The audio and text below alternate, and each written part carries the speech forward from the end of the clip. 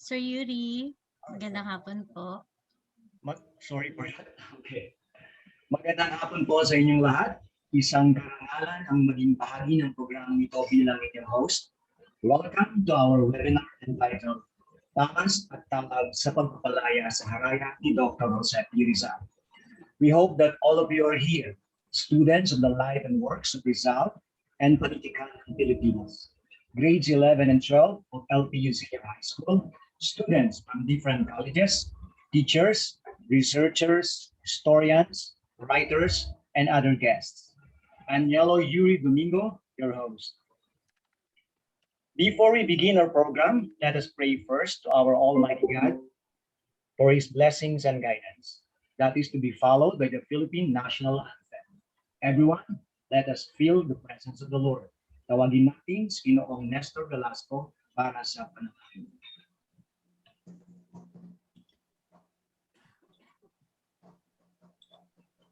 Aming Diyos, pinupuri ka namin at pinapasalamatan sa araw na ito. Salamat sa buhay na iyong pinagkaloob sa amin. Salamat sa pag-asang ipinadarama mo sa amin. Panginoon, inihiling po namin na gabayan mo ang huling serya ng webinar na ito ng aming departamento. Basbasan mo rin po ang mga speaker na harap sa amin upang maibahagi nila ang nang maayos ang kanilang kaalaman.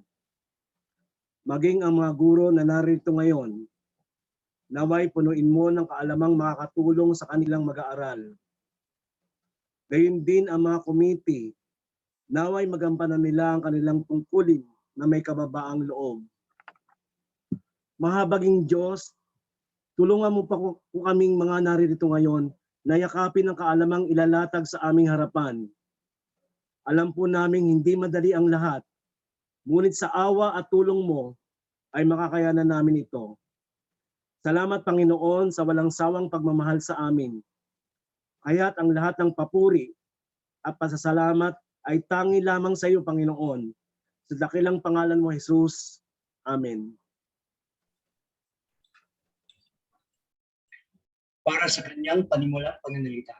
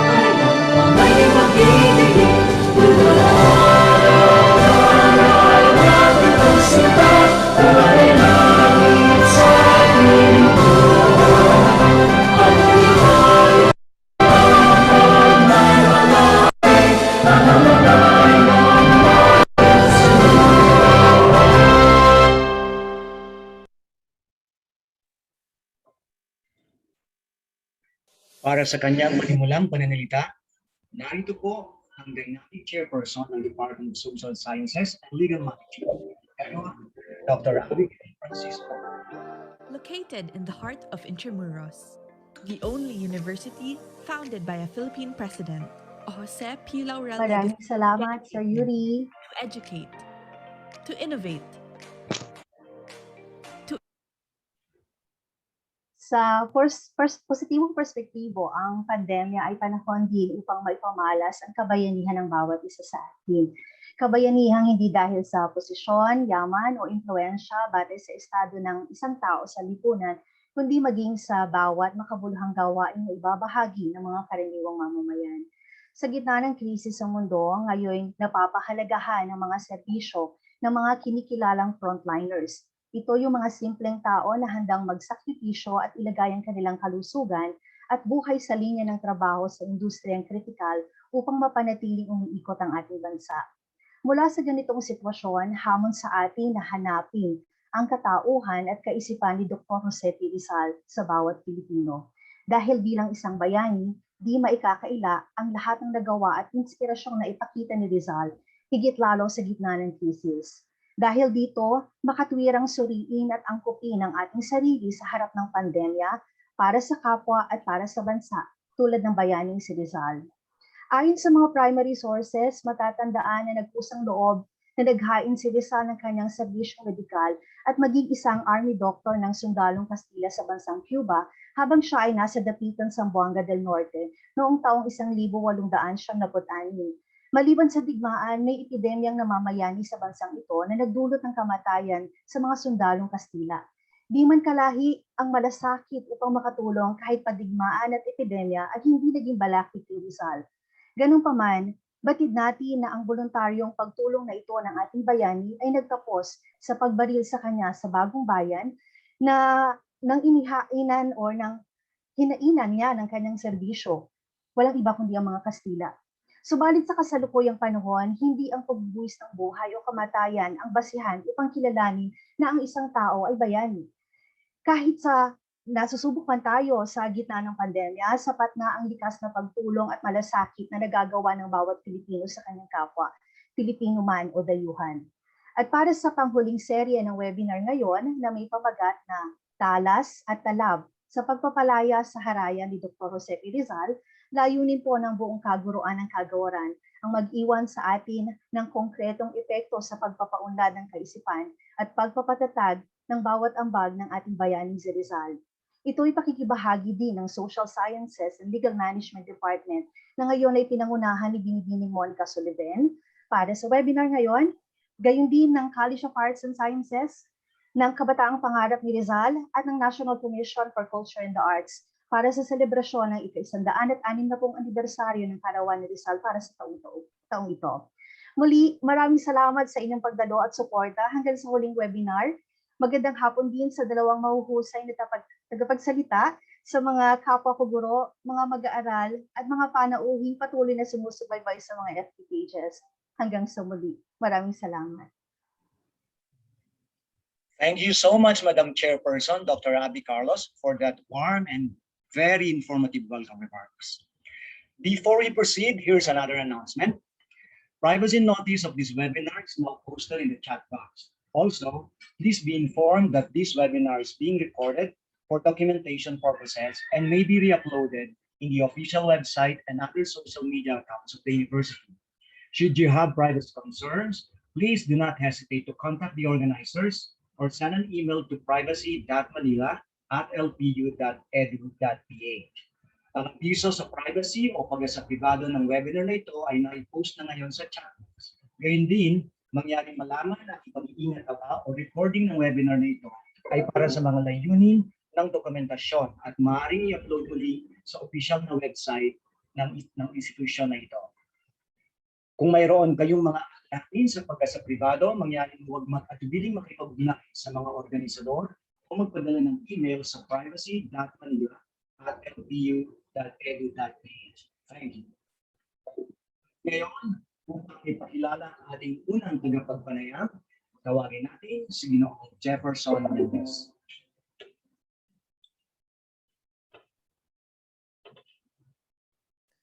Magandang umaga. Magandang hapon sa Pilipinas. Ang ating tagapagsalita ay kasalukuyang pinuno ng Departamento ng Kasaysayan, College of Liberal Arts, Western Mindanao State University, na kung saan siya ay nagtapos ng Bachelor ng Sining sa Social Studies at ang kanyang doktorado sa edukasyon in Educational Administration.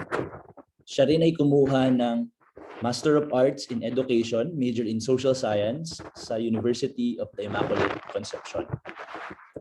Ang ating tagapagsalita ay isang aktibong trainer sa iba't ibang kurso, partikular na ang 2018 New GE Core Courses Training for Western Mindanao State University faculty members and for the whole teachers in Zamboanga City sa kursong Readings in Philippine History. Siya rin ay naging trainer from 2015 to 2017 ng Curriculum Mass Training of Grade 10 MAPE and ARPAN teachers at UMS faculty sa buong syudad ng Zamboanga. Nakapaglathala rin ang ating tagapagsalita ng ilang mga libro, partikular na ang isang module na pinamagatang The Life and Works of Jose Rizal, nakasalukuyang ginagamit ng mga estudyante, mag-aaral at guro ng Western Mindanao State University. At isang libro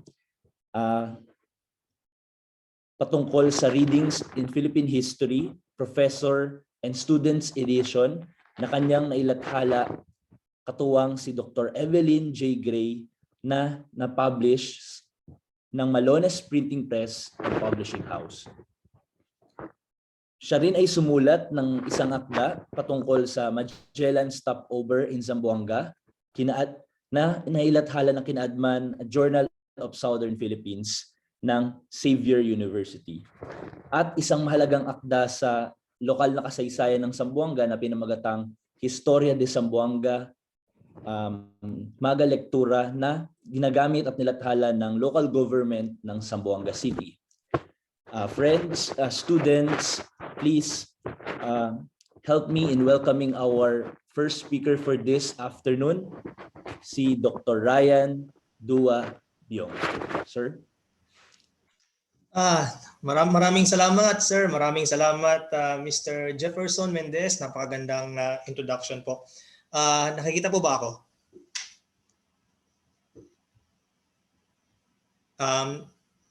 Hindi ko alam kung naririnig ako. But, okay. So once again, maraming salamat. Unang-una sa College of Arts and Sciences Department, and then Social Sciences and Legal Management headed by Dr. Abigail Francisco Carlos. Maraming salamat. To Professor Monica Sullivan, again, maraming salamat po. At saka po kay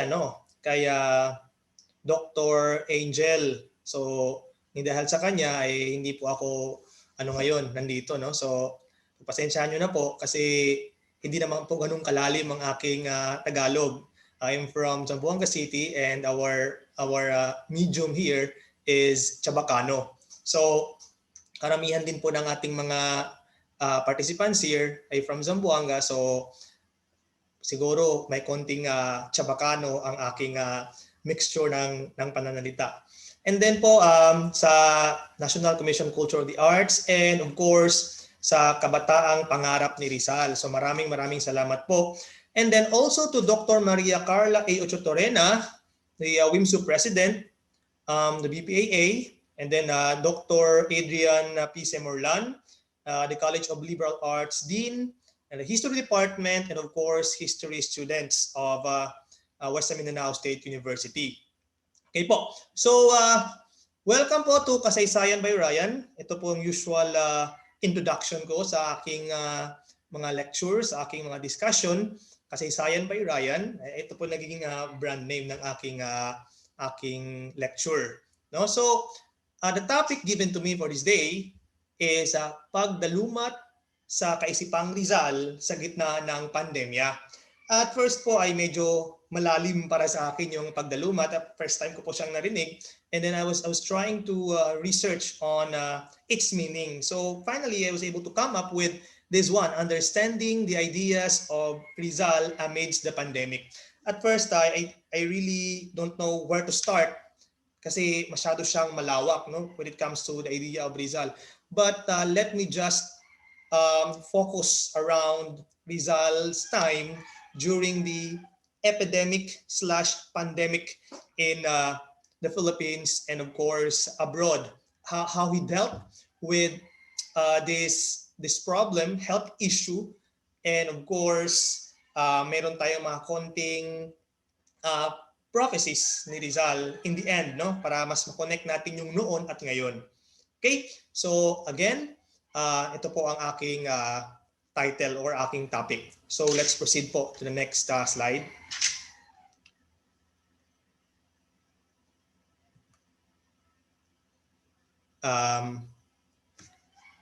Yan po. So the outline of discussion, dito po iikot ang aking diskusyon sa araw na to. Number 1, Rizal and the health issues in the Philippines. No? Ang aking i-discuss dito po ay nung araw na pinanganak si Rizal, ano ang Pilipinas? No? Ano ang Pilipinas sa mga panahon na yun, especially sa health problems or health issues ng Pilipinas. So, ito po ay mas malaking problema kaysa ngayon because today meron na tayong bakuna. Dati wala. So paano nila ngayon na hinarap ang health issues noon. So this was actually very challenging on Rizal's family and of course fellow Filipinos. And then number 2, Rizal as medical student. Ano ang nag-push kay Rizal? What compelled Rizal to enroll or to take medical course? No, dito natin malalaman kung bakit nating tinatawag na doktor si Rizal. Well, in fact, mamaya ay malalaman natin kung ano talaga ang kanyang problema sa kanyang kurso. Number 3, Rizal as patient and a doctor. Ibig sabihin nito, si Rizal ay biktima ng sariling sakit, no? What I mean is sakit, kung ano yung epidemya at pandemya dito sa Pilipinas. And then not only as patient na literal, but as well as pasyente ng may sakit na Pilipinas for 300 years, no? More than 300 years. Paano ngayon i-cure or lutasin ni Rizal ang problema nito as a doctor ng health at doktor ng paano pagalingin ang Pilipinas sa matagal ng sakit ng ating bansa. And of course, number 4, ito na yung selected quotes of Rizal. Ano-ano yung mga quotes niya na pwede nating i-apply sa present situation. Okay? We may say that it happened a long time ago, but yung kanyang mga quotes or kanyang mga linya, statements ay applicable pa rin hanggang ngayon. Okay. So next po. Nakalimutan ko palang i-greet ang ating mga kababayan, no? Yung mga manonood. So yan, siguro simulan natin sa English. Good afternoon. Good afternoon everyone. Yan, mga nanonood sa atin. And then in Tagalog, no, magandang hapon sa ating lahat. Yan. And then sa Bisaya, gamitin natin yung sa atong mga kahigalaan, ingon man usab sa atong mga kaigsuunan sa tibok kalibutan, no? So maayong hapon sa atong tanan. And then in Chabacano, buenas tardes a todos. Yun. So simulan natin dito. Rizal and the health issues in the Philippines, no? We all know that Rizal was born on June 19, 1861. So, na yan siya. Common knowledge na yan siya. Okay? 1861, Calamba, Laguna. Well, sinabi pa ni Rizal, siya ay pinanganak noong Wednesday. Okay? Wednesday, that's between 11 and 12 in the evening. So, hindi natin alam kung eksaktong oras na yan. Basta between 11 and 12. So siya ay pinanganak at ang kanyang nanay ay muntikan ng mamatay dahil sa panganganak, no? Kasi ang sabi niya ay malaki ang kanyang ulo, so medyo nahirapan ang kanyang nanay. Pero fortunately, si Rizal naman ay nabuhay, yun nga lang ay medyo sickly. Okay? Medyo sickly. So looking at these two photos or images here, itong isang photo nito ay si Rizal, that's I think 9 or 10 years old. Hindi naman siya nakasaad kung ano talaga yung edad niya. But the other side, the right one, Rizal was around 13 or 14. Okay? Nandun na po siya sa Ateneo Municipal, nag-aaral dito. So i-compare natin ang Rizal's life sa ibang heroes. Si Rizal ata ang isa sa pinakamaraming photos, no? Talagang posingero ang ating pambansang bayani. Mahilig talaga magpa-picture. What if kung siya ay nabuhay sa ngayong panahon, may cellphone tayo, meron tayong dami-daming selfie. So siguro punong-puno ang kanyang social media pictures, no? Anyway, so ano yung sakit, ano yung mga problema tungkol sa ating kalusugan na na-experience ng ating bansa? Can we move to our next slide, please? Ayan, so Rizal and the health issues in the Philippines. Nung si Rizal ay pinanganak, ito po yung mga sinasabi nating epidemics and pandemics in the 19th century. So siguro i-emphasize ko lang na when you say 19th century, hindi ibig sabihin na 1991, 1992, 1993, hindi po ganoon, no? When you say 19th century, nagsisimula po siya sa 1801, okay? 1801 up to 1900s. Yan po ang 19th century, 100 years. 1801 to 1900. So nung si Rizal ay pinanganak towards the end part of the 19th century, ito po yung mga sakit na kumakalat sa ating bansa. Number 1 ay cholera. Okay? Ilang beses rin na naisulat at na-mention ni Rizal sa kanyang account ang cholera epidemic. Ang epidemic po ay isang sakit na kumakalat sa isang area, no? Sa isang area, let us say sa Luzon or isang probinsya sa Luzon, na yan yung common na kumakalat. So yan po ang epidemic. Ang pandemic naman ay isang sakit na kumakalat sa mundo. Okay? Tulad na lang ng COVID-19. Ito po ay pandemic. So, dati ay epidemic lamang yan sa China. Well, of course, naging pandemic nung kumalat na sa mundo. So, cholera here, we consider in the Philippines as epidemic. Ngunit, ito rin ay makikita sa ibang bansa dito sa Asia. So, makukonsider na rin po natin siyang isang pandemic, no? Pandemic. At ito po ay walang gamot dati. Ano ba yung cholera? So, ito po ay nakukuha sa maruming tubig. So, nakikita niyo po yung unang picture diyan, no? Pag ininom mo yung maruming tubig or kontaminadong tubig, ay maapektuhan po ang ating tiyan o ating bituka. So magsimula po na magsuka ang ating pasin tayo po sa mga kumakain, no?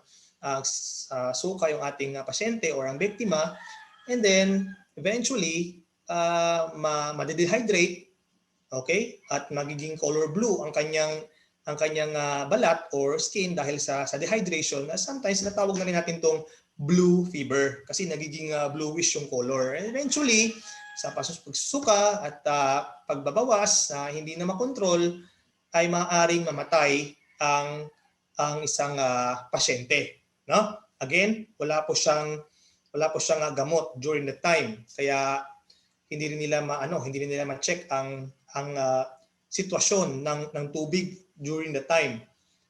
Then we have tuberculosis. Ito.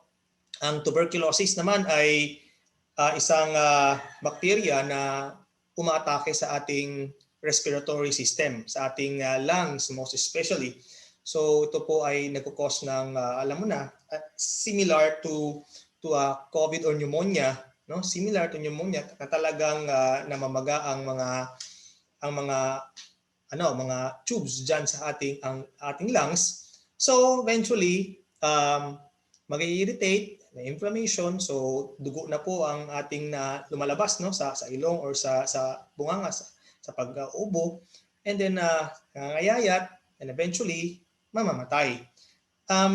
Ito rin po ang ang cause ng pagkamatay ng ating mga some of our heroes, no? Isa na diyan si Manuel Quezon. So we know that Manuel Quezon died of tuberculosis. Hindi na nga nakabalik ng Pilipinas si Manuel Quezon upang ma-witness ang pagkalaya ng ating bansa laban sa Hapon in the year 1946. So ayun, hindi siya nakabalik, doon na siya namatay. Another victim of tuberculosis was si Haina, no? Si Graciano Lopez Haina. Siya ay namatay because of tuberculosis. Another, ang pinakamatapang na si Marcelo Espilar ay namatay din sa TB or tuberculosis. Napaka-sad na ang ating mga bayaning ito ay isang TB lang ang katapat, no? And even Rizal ay nagka-TB. Mamaya malalaman natin kung ano ang miracle na nangyari sa buhay ni Rizal at he survived from this tuberculosis. And then number 3, influenza. Yan, ang influenza. Same thing as COVID, no? COVID is an influenza, COVID-19. Kaso ibang klase siya. So, the influenza before ay mahirap harapin, no? Kasi kasabay nito ang pananakit ng ulo, pananakit ng lalamunan, and then of course atakihin niya ang ating upper respiratory system at saka ang ating lungs. So marami ring nagkakasakit dito at talagang kinakatakutan din. Even the family of Rizal ay natamaan ng influenza na to. So bakit na siya influenza? Kasi parang kung pakinggan nyo, it's like influence. Well, totoo, no? Totoo. Influenza is a Spanish term which means influence.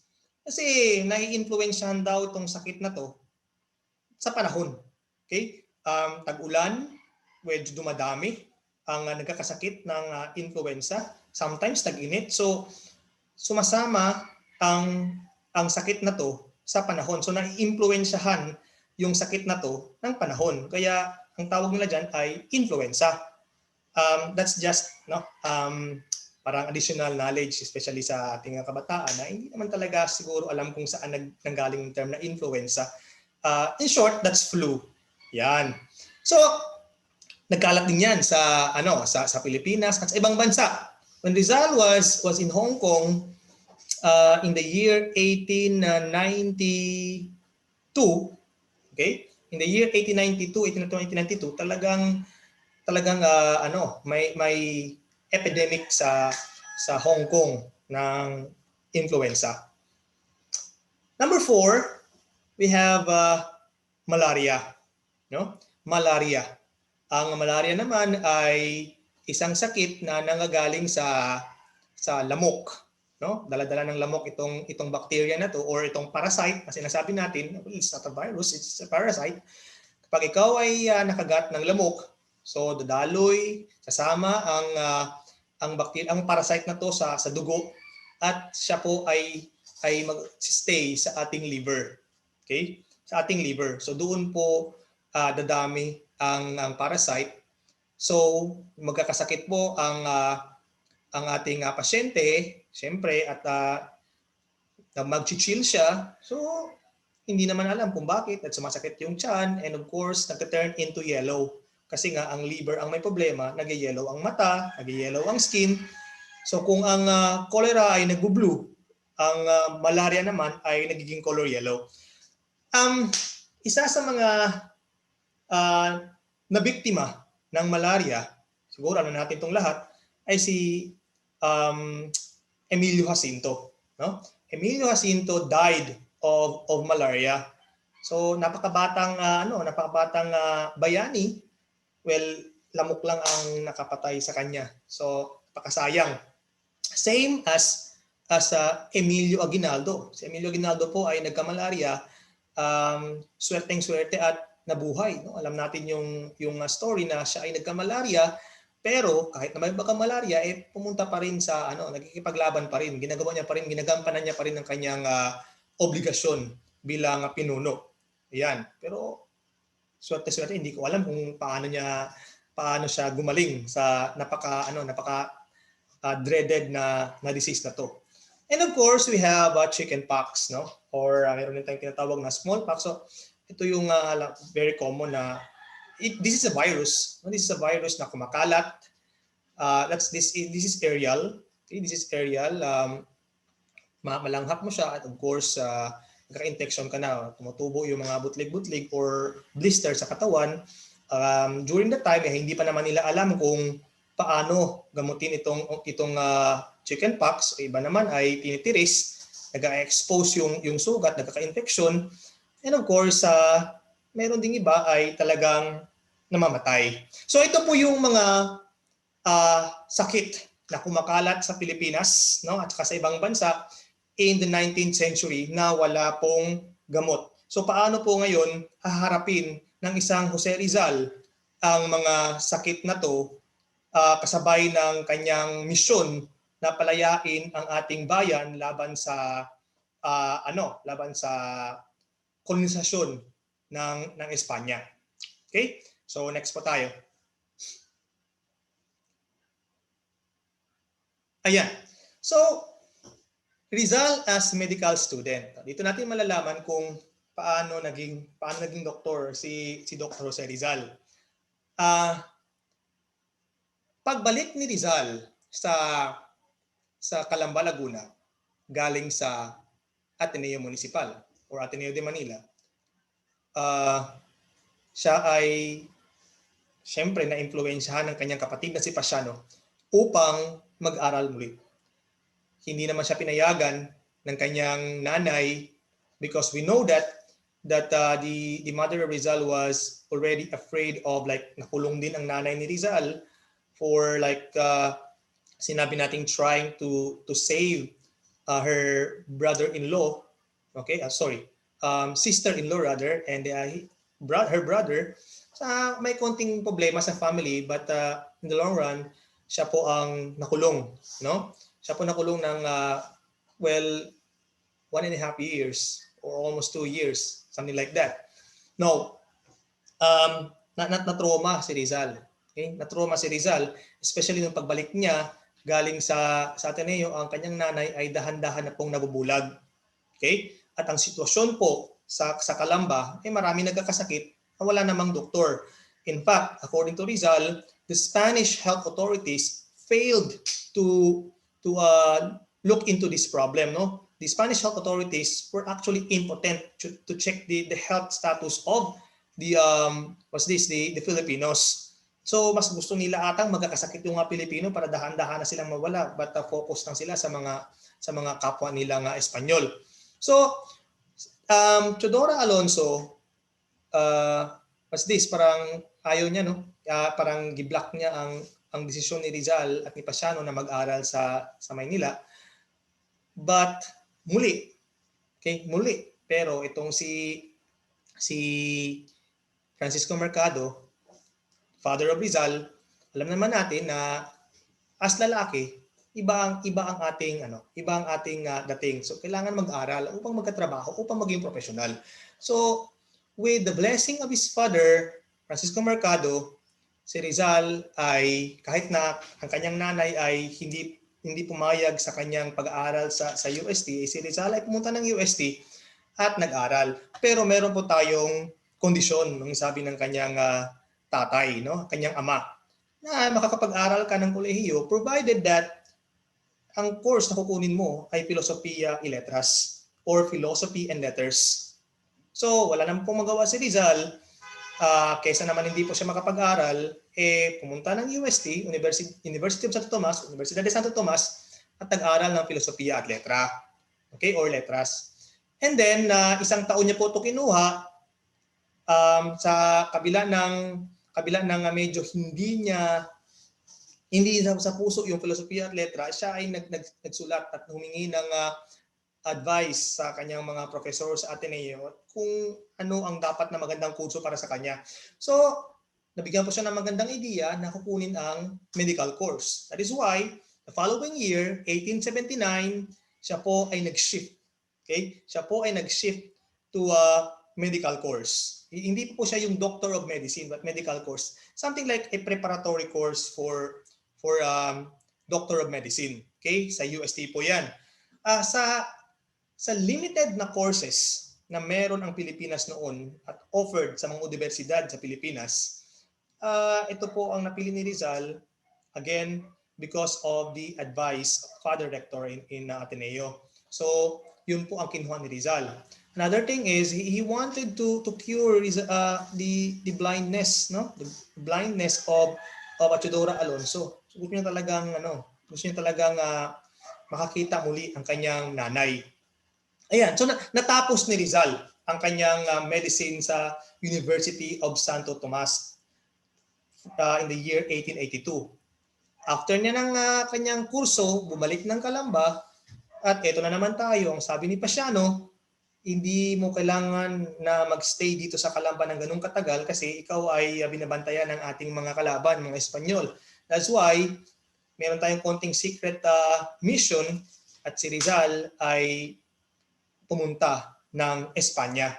So, when Rizal went to Spain in the year 1882, siya po ay nag-aral sa Universidad Central de Madrid, UCDM ang paglagay ko dyan, Universidad Central de Madrid, at kumuha ulit ng medicine. Okay? Medicine, kung ano yung kinuha niya sa UST, yun din ang kinuha niya sa Espanya.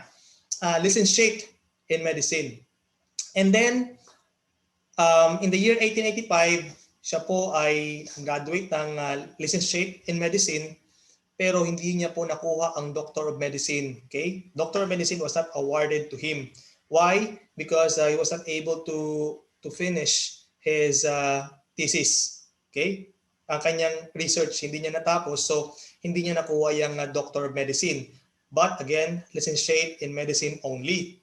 At the same time, in the year 1882 to 1885, while taking medicine course in Universidad Central de Madrid, si Rizal ay nag-enroll din sa Filosofiya at Letras, no? Philosophy and Letters. Imagine, dalawang kurso ang kinukuha mo sa isang paaralan o sa isang school, isang universidad. When he was in UST, una niyang course ay Philosophy and Letters, nag-shift siya to Medicine. Nandun siya sa Espanya, Universidad Central de Madrid, kinuha niya ang dalawang kurso at the same time. Both he graduated with good performance. So, licentiate in medicine and licentiate in philosophy and letters. Pero according to Rizal, he would rather choose as profession the licentiate of medicine kasi he knew that philosophy and letters would lead him to become a teacher. Okay? Pagtuturo sa universidad. At alam niya naman na hindi nakakaturo yung mga ganun na Indio or Pilipino sa universidad sa Pilipinas. Okay? Puro mga pari kasi mga praile ang mga nagtuturo sa universidad, mga magagandang school sa Pilipinas. So, he would rather choose medicine kasi alam na natin na mayroon siyang misyon sa kanyang nanay at saka sa kanyang kapwa Pilipino. So, in the year 1885, katatapos niya pa lang po ng kanyang licentiate in medicine, siya po ay pumunta ng France, no? And siya po ay nag-aral ng ophthalmology. Pagpatuloy niya ang kanyang pag-aaral. So this time, field of specialization na po ang ating pinofocus ito, ophthalmology. Tapos in the year 1885, he became assistant sa mga prominenteng doktor sa France. One of them was Dr. Louis de Weckert. So doon siya nag-aral. And then after a year sa Pransya, ay pumunta naman siya sa Alemanya or sa Germany. Pinagpatuloy niya ang kanyang pag-take o pag-enhance ng ophthalmology. Here, he was able to meet several prominent doctors in Germany. Naging professor na dito si Dr. Otto Becker, naging professor na dito si Dr. Carl Ernest Schweiger, and ito yung mga magagaling, okay? Sa doktor sa mata. And eventually, si Rizal naman ay naging magaling na doktor sa mata with the guidance of these good doctors in Europe. Okay? So, ito po ang kanyang buhay bilang isang medical student. Saan napadpad. Okay? So, next po tayo. Ayan. So, Rizal as patient and a doctor. So, remember here, si Rizal in the year 1886 ay nasa Germany. Okay? Nasa Germany. Ito po, si Rizal ay nagka-TB. Okay? Paano niya po hinarap ang pagka-TB? Yan, ang pagkaroon ng tuberculosis. Kasi sinulat niya yan eh. Siya po ay inuubo, siya po ay nagkasakit, at sabi nating kinarantin niya ang kanyang sarili sa kanyang dorm, sa kanyang boarding house.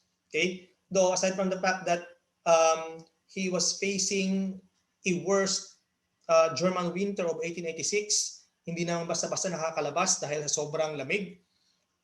He kept himself inside his boarding house, and then as to how he treated this tuberculosis, hindi natin alam kung paano yon, no? Basta naging okay siya sa kanyang sakit. So could be mild, hindi naman ganun ka-severe, but as a doctor, he knew what to do. Okay? He knew what to do.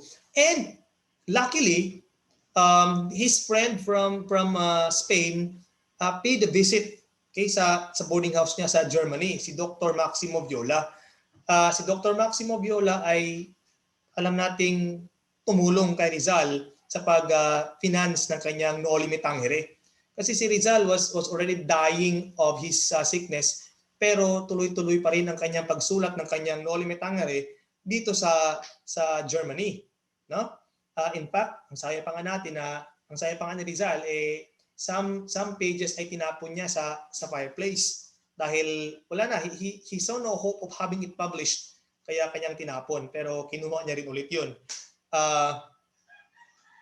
Maximo Viola visited him in his boarding house, helped him recover from his illness, and eventually he was able to rise up, and then na-finance ni Maximo Viola ang kanyang unang nobela.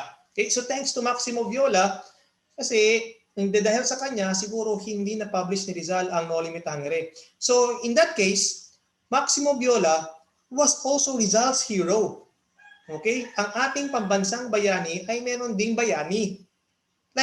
Like lagi namang sinasabi ni Rizal na dahil kay Pasiano ay hindi naman siya mapadpad sa kanyang sa kanyang destination, like hindi siya magiging doktor, hindi siya makapagtapos ng kanyang pag-aaral kung hindi dahil kay Pasiano. So Pasiano was also considered as Rizal's hero, no? And even his father. So tuloy tayo dito kay Maximo Viola, tinulungan siya ni Maximo Viola at ang laki-laki ng utang na loob ni Rizal for saving him from his almost a permanent slumber sa kanyang dorm o sa kanyang boarding house. So, yan po, napagaling ni Rizal ang sarili niyang sakit, and of course later on dumating si Viola at siya ay tinulungan. Ang TB po ay pandemic. Okay? Ito po ay pandemic hindi lang sa Spanya, but even dito sa Pilipinas ay marami pong namamatay sa TB at wala po siyang gamot during that time. Wala pa siyang vaccine. At ito pa wala pang mask noon. It was in the early 20th century na yung Spanish influenza ay nagmamask na yung mga tao. Pero during that time ay wala po silang mask.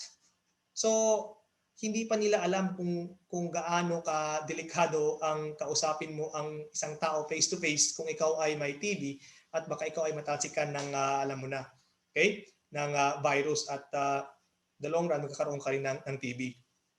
So yan po. Next. Okay, so after Rizal's successful publication of his Noli Me Tangere, okay, after niya natapos yung Noli Me Tangere in the year 1884, na-publish siya. Okay? In the year 1880, what's this? Sinimulan niya pala noong 1884 at natapos niya, si Rizal ay nagdesisyong bumalik ng Pilipinas. No? Nagkaroon pa sila ng konting bonding ni Maximo Viola sa Europa. Nagkaroon sila ng tour sa Europe. Dito niya nakita at ibang mga pamamaraan sa paggamot. Okay? Both of them actually were doctors. So nag-uusap-usap sila kung paano gamutin ang certain disease or itong mga diseases na to. So in the year 1887, Rizal decided to return to the Philippines. Bakit? May mga reasons. No? May mga reasons. Itong tao na to, si Dr. Rizal, ay saludo ako niyan. Bakit? He published not only Mitangere, napasok yan sa Pilipinas through sinasabi nating si Jose Maria Basa, based sa Hong Kong. Siya po ang nag-smuggle ng libro from Hong Kong to the Philippines. Kaya malaki ring pasasalamat natin kay Jose Maria Basa. Kung hindi dahil sa kanya, ay walang No Limit Tangere sa Pilipinas. No? Rizal was so thankful kay Jose Maria Basa kasi talagang tinulungan siya pasok yung mga libro dito sa Pilipinas. So Rizal wanted to know the experience of, the wrath, of the friars after reading the novel. So isang tao na alam niyang mapapahamak siya sa Pilipinas dahil sa kanyang nobela, ay pumunta pa rin ng Pilipinas upang makita ang resulta ng kanyang ginawa. Kung meron naman tayong social media noon, ay siguro nag-social media na lang si Rizal. But that time, kailangan niyang makita personal kung ano ang nangyayari sa Pilipinas habang circulating ang kanyang nobela. Okay? And of course, to establish a medical clinic, he wanted to cure the blindness of his mother. That's why when he returned to the Philippines in the year 1887, ang una niyang ginawa ay check up ang mata ng kanyang nanay, the left eye of his mother. And then the problem was the cataract, as seen by Rizal, was not yet ready to be operated. So na-delay ang pag-opera sa mata ng kanyang nanay. But instead, he offered his service as medical or general practitioner in Calamba. So since nag-establish siya ng clinic, marami siyang pasyente. No? Marami siyang pasyente, different illnesses, different diseases coming from different provinces ng Luzon. At sa sobrang kasikatan ni Rizal na doktor sa Calamba, people even dubbed him as Dr. Aleman. Okay? Ang iba naman ay sinasabing Dr. Uliman. Aleman is German, so Dr. German because he came from Germany. So Dr. Aleman or Dr. Uliman, treating his patients. Ang iba naman ay hindi nagbabayad, that's for free, gratis. Ang sabi ni Rizal, libre yung panggamot. Yung iba namang mga may kaya ay binabayaran siya. At nagkaroon naman siya ng enough budget, no? Nagkaroon siya ng pera. And then aside from treating sick people in Calamba and other nearby provinces, visiting him sa Calamba, well, Rizal also opened a sports gymnasium. Well, ngayon, dahil sa pandemya, lahat actually closed, even in sports, no? Pero that time si Rizal ay nag-open ng gymnasium. Number one, there was to divert the attention of the youth from gambling, from betting, and he wanted na parang European style, no? European style na lifestyle of boys na dapat engage into sports para healthy. Okay? Itong gymnasium ay hindi na masing laki na mga gymnasiums natin ngayon, pero enough lang siya for few boys to be trained as what he gained from Europe, like fencing and other physical sports. Yan tinuruan niya sa mga bata. Okay? So that's his life as doctor and as sinasabi nating social worker. Okay? Isang frontliner na social worker, doctor sa Calamba. Okay, so next.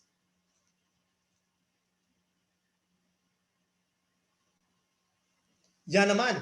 So after 5 months in Calamba, Rizal was forced. Okay, Rizal was forced to leave the Philippines once again because of the threat. Okay, may mga threat na sa kanyang family. Rizal's sinasabi natin Rizal's enemies were the friars. No, para hindi nila basta-basta magalaw si Rizal because Rizal was under the protection of the Governor General. That time was Emilio Terrero. Governor General Emilio Terrero even gave Rizal a bodyguard to protect him saan man si Rizal mapunta. Okay, this bodyguard was Tabiel de Andrade. Pinaprotektahan naman siya ni Tabiel de Andrade to the point that hindi na makayanan ni Tabiel de Andrade ang mga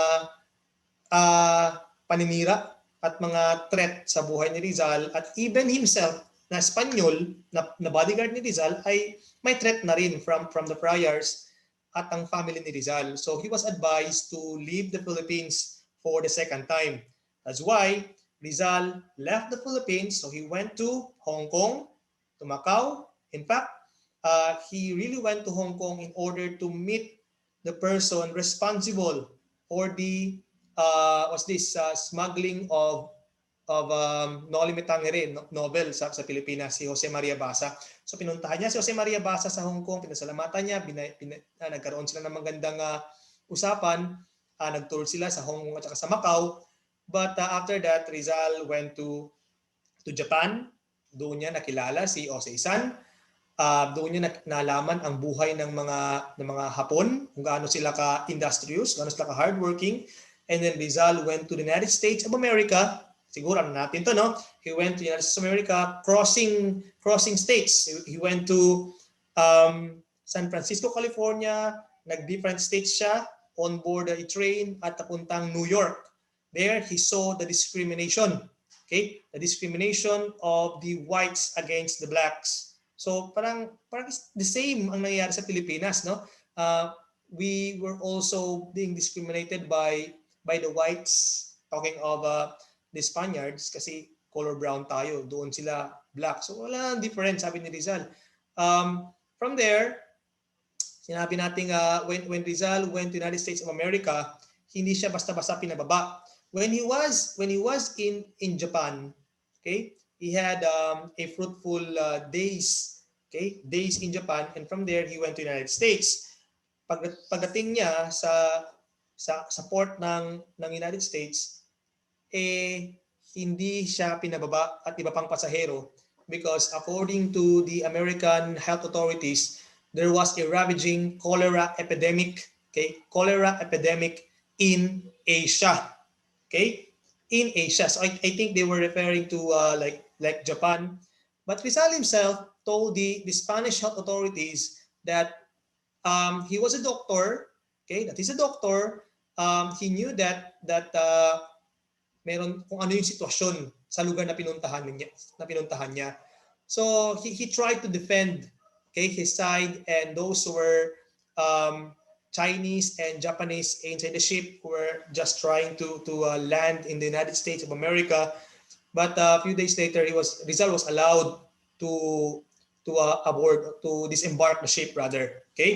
Rizal was allowed to disembark the ship, while the rest of the Chinese and some Japanese were not allowed, and they were told to stay for a longer quarantine period. So meron ng ganung quarantine period dati. So they stayed in the ship for longer quarantine period.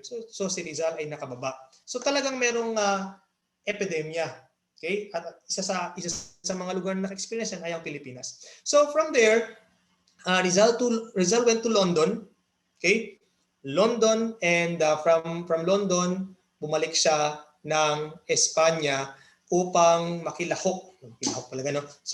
To join the propaganda movement. Siya ay naging aktibo sa pagbigay ng mga artikulo sa La Solidaridad, and then tuloy-tuloy ang kanyang partisipasyon upang mabigyan ng magandang kahulugan ang fight for reforms. Ganon. So ang issue ngayon dito ay si Rizal laban kay Marcelo at Pilar. So I think alam na natin to, no? That Rizal and Marcelo at Pilar ay nagkaroon ng rival for supremacy. Marcelo Pilar got jealous of Rizal's yung posisyon na pinanununan niya sa eleksyon as responsable.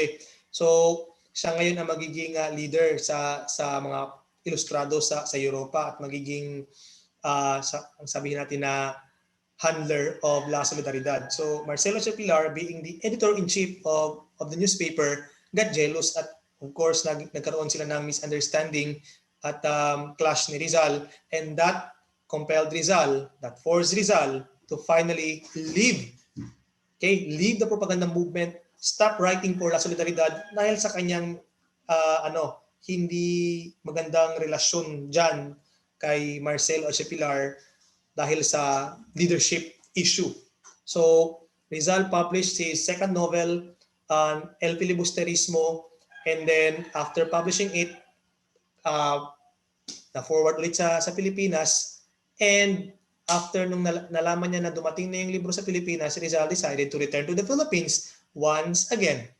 Okay? Once again. Upang makita niya na naman kung ano yung reaction ng mga Espanyol sa kanyang sa pakalawang nobela. So, in the year 1891, November 1891, si Rizal ay pabalik ng Pilipinas. Pero bago balik ng Pilipinas, ay dumaan muna siya ng Hong Kong. Okay? Dumaan siya ng Hong Kong. And then, few days later, when Rizal was already in Hong Kong, he learned that the entire family, the entire family back in Calamba were actually i-exile na sila, okay, papuntang Hong Kong. I-exile sila sa Hong Kong. To cut the long story short, Calamba ay kinuha ulit ng Dominican friars, no? Lahat ng tao sa Calamba ay mga tenants ay pinaalis, to include the family of Rizal. So mother, father, even Pasiano, and some sisters ay in exile sa Hong Kong.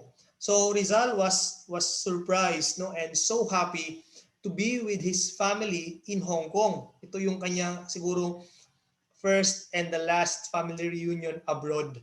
Okay? Abroad. So in order to sustain the living of his family back in Hong Kong then, Rizal opened a medical clinic in Hong Kong. That was in the year 1891. So dito naman ay sinabi ni Rizal na ang umiikot na sakit dito sa Hong Kong ay influenza. Okay? Influenza pandemic. So Pilipinas at iba pang mga part ng Europa ay may influenza. Again siguro dahil sa season, dahil sa panahon. Okay? Dahil sa panahon.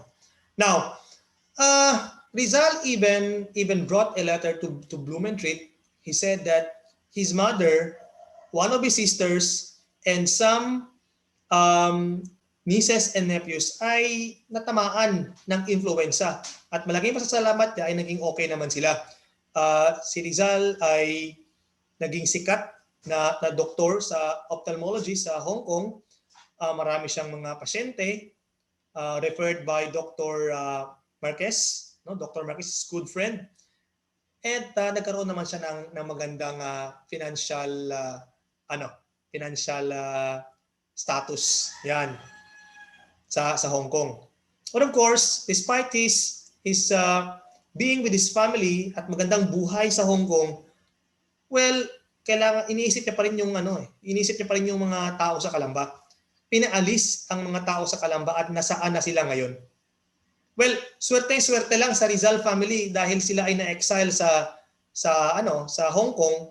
How about ang kapitbahay nila? How about yung mga ibang tao sa Calamba? Nasaan na sila ngayon? So, Rizal was actually worried of their sinasabi nating place kung nasaan sila ngayon. In that case, Rizal went to Sandakan, look for a land where he could request transfer of landless Filipinos or landless Filipinos o landless Calamba, ano man tawag dyan, taga-Calamba, para matransfer niya kung saan man may mabigay na lupa. No? So luckily, binigyan siya ng lupa ng British administration sa Borneo. So Rizal was so happy, okay? He was so happy that meron ng 100,000 acres of land in Borneo. Binigyan tayo ng lupa ng British. So the next mission of Rizal was to request for the transfer of these landless Filipinos to North Borneo. Ito yung next project niya to make a new Calamba. So, going back to Rizal as ophthalmologist in Hong Kong, ito po ang kanyang card, no? Ang kanyang business card. Yan, ang kanyang clinic, Dr. J. Rizal. Open yan from 2 to 6 p.m. ang kanyang clinic.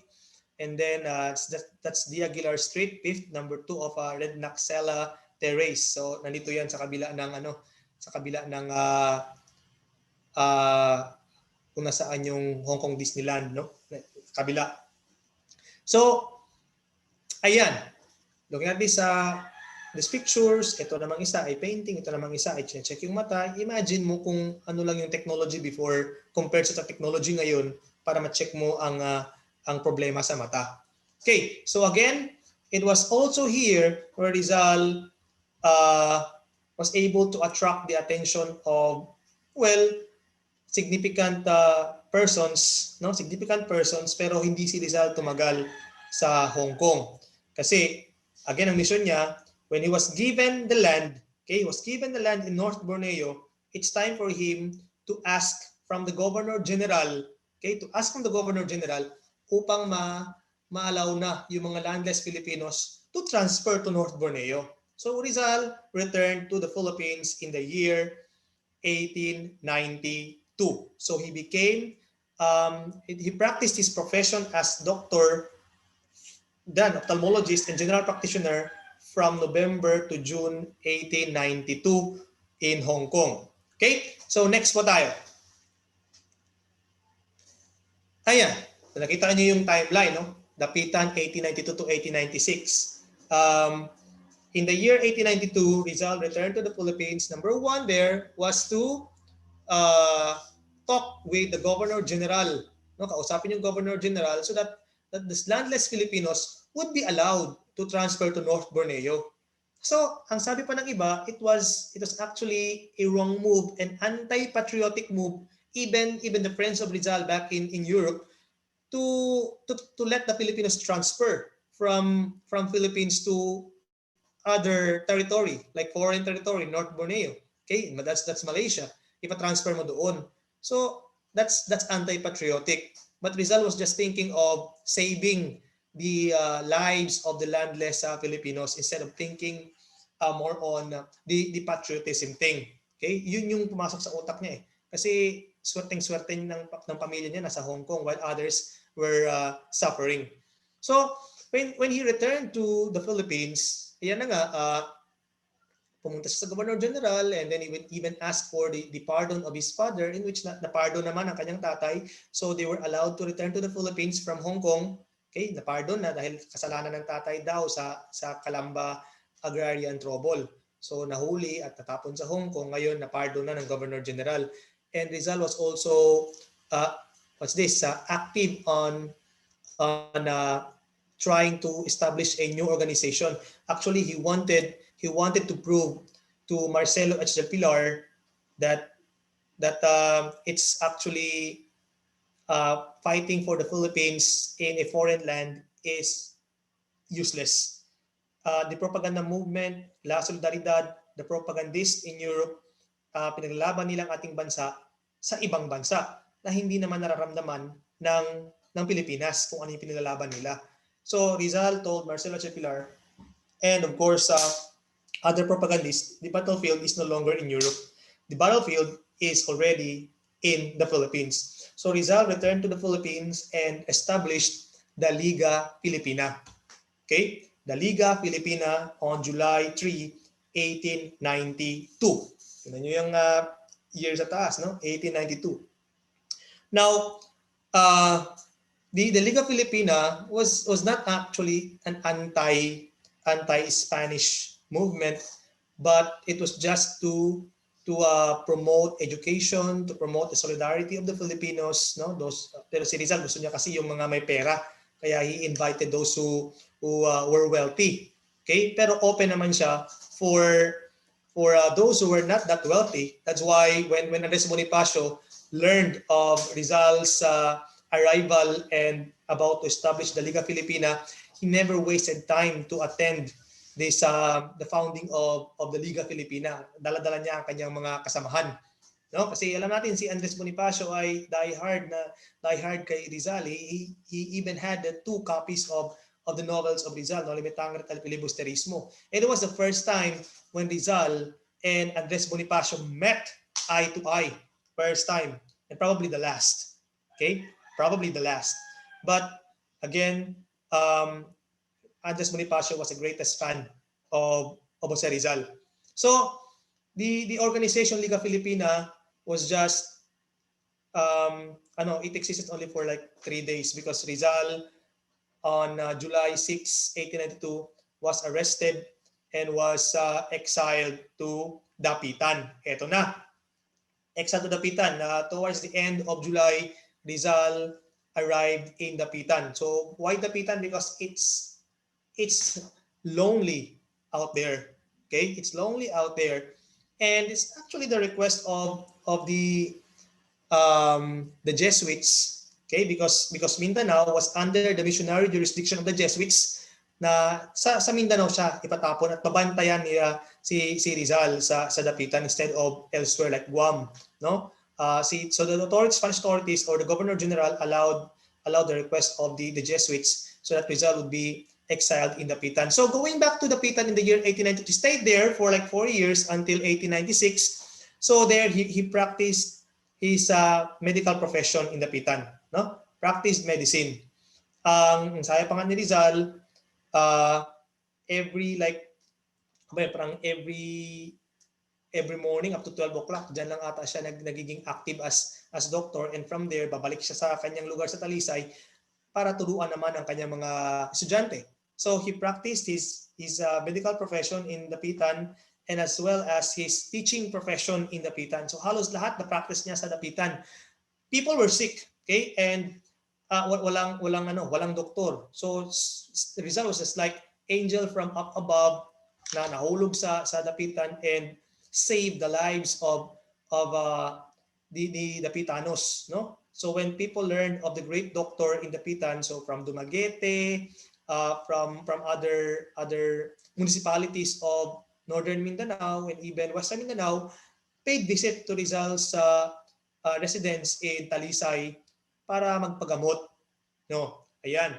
So kung sino man sa inyo ay nakapunta doon sa Dapitan Shrine, so you could see the ambience, no? Pero that's modern times. So, dati open siya, malapit siya sa dagat. So here, he treated poor patients. Okay, poor patients. Wala si Rizal na nakuha sa poor patients kasi alam niya ang buhay ng mga taga doon. Since Rizal was limited to his medicine kasi nga sabi natin he was exiled far away, malayo na 'yon para sa sibilisasyon sa Luzon. Rizal had no enough medicine. Wala siyang enough na medicine para maibigay sa mga poor patients. So applying his knowledge sa herbal medicine, so ito ang kanyang mga reseta sa kanyang mga pasyente na mahihirap, no? Herbal medicine. Pero sa tulong naman ng kanyang mga kasamahang doktor sa Germany and other European countries na napuntahan niya, nagpapadala ng gamot sa kanya. Okay? Ito yung mga gamot na binibigay niya sa mga mayayaman kasi may bayad eh. Okay? May bayad. Yung mga walang bayad ay herbal medicine. But doesn't matter so long as he treated them. Okay? He spent time for these people, sick people, upang maging kahit papaano matulungan niya as frontliner. Okay? As frontliner. So he actually didn't think of mayaman man o mahirap, basta tulungan niya.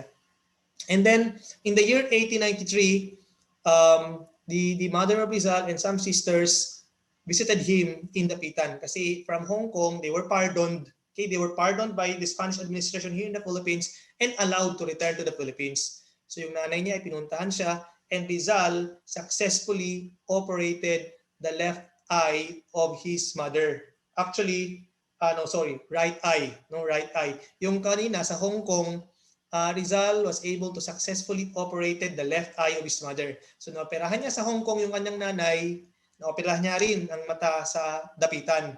Okay? So to cut the long story short, Teodoro Alonso's vision was restored because of Rizal's ability to cure blindness. No? Thanks to him. Kasi nakita na naman ulit ang katotohanan ng kanyang nanay kung anong nangyayari sa Pilipinas. And then in the year 1895, a certain George Stauffer, okay, George Stauffer, ito nakikita nyo sa picture, right side, arrived in Dapitan with his foster daughter, Josephine Bracken. Okay? Si George Stauffer ang nag-alaga kay Josephine Bracken. Both of them galing sa Hong Kong. Okay? Irish yan si Josephine Bracken. They went to the clinic of Rizal in Hong Kong upang pagamutin ang blindness si George Stauffer, pero wala na, no? Sinabi natin close na yung clinic ni Rizal and Rizal was back in the Philippines. So wala silang choice because Rizal was the only great ophthalmologist in Hong Kong that time. So George Stauffer and Josephine Bracken talagang pumunta ng Pilipinas at hinanap si Rizal, pagamutin lang ang sakit ni George Stauffer. When they went to Manila, wala naman si Rizal kasi na-excel na sa Dapitan at talagang pinuntahan nila si Rizal sa Dapitan, no? And dito na nangyari ang mabagong love affair ni Rizal with Josephine Bracken. Rizal was not able to cure the blindness of George Stauffer because according to Rizal, it was venereal. Okay? Venereal in nature. So hindi niya nagamot yung sakit ni George Stauffer, but instead, nagkaroon ng relasyon sa kanyang anak na si Josephine. No? So ito yung kinagalit ngayon ni George Stauffer. Baka mawala na sa kanya ang kanyang anak at makuha ni Rizal. So nagalit si George Stauffer and then nagka-skandalo. So that made Josephine Bracken decide to leave Dapitan. Okay? To leave Dapitan. So pero after that, after sending her father back to where he came from, Josephine Bracken returned to Dapitan.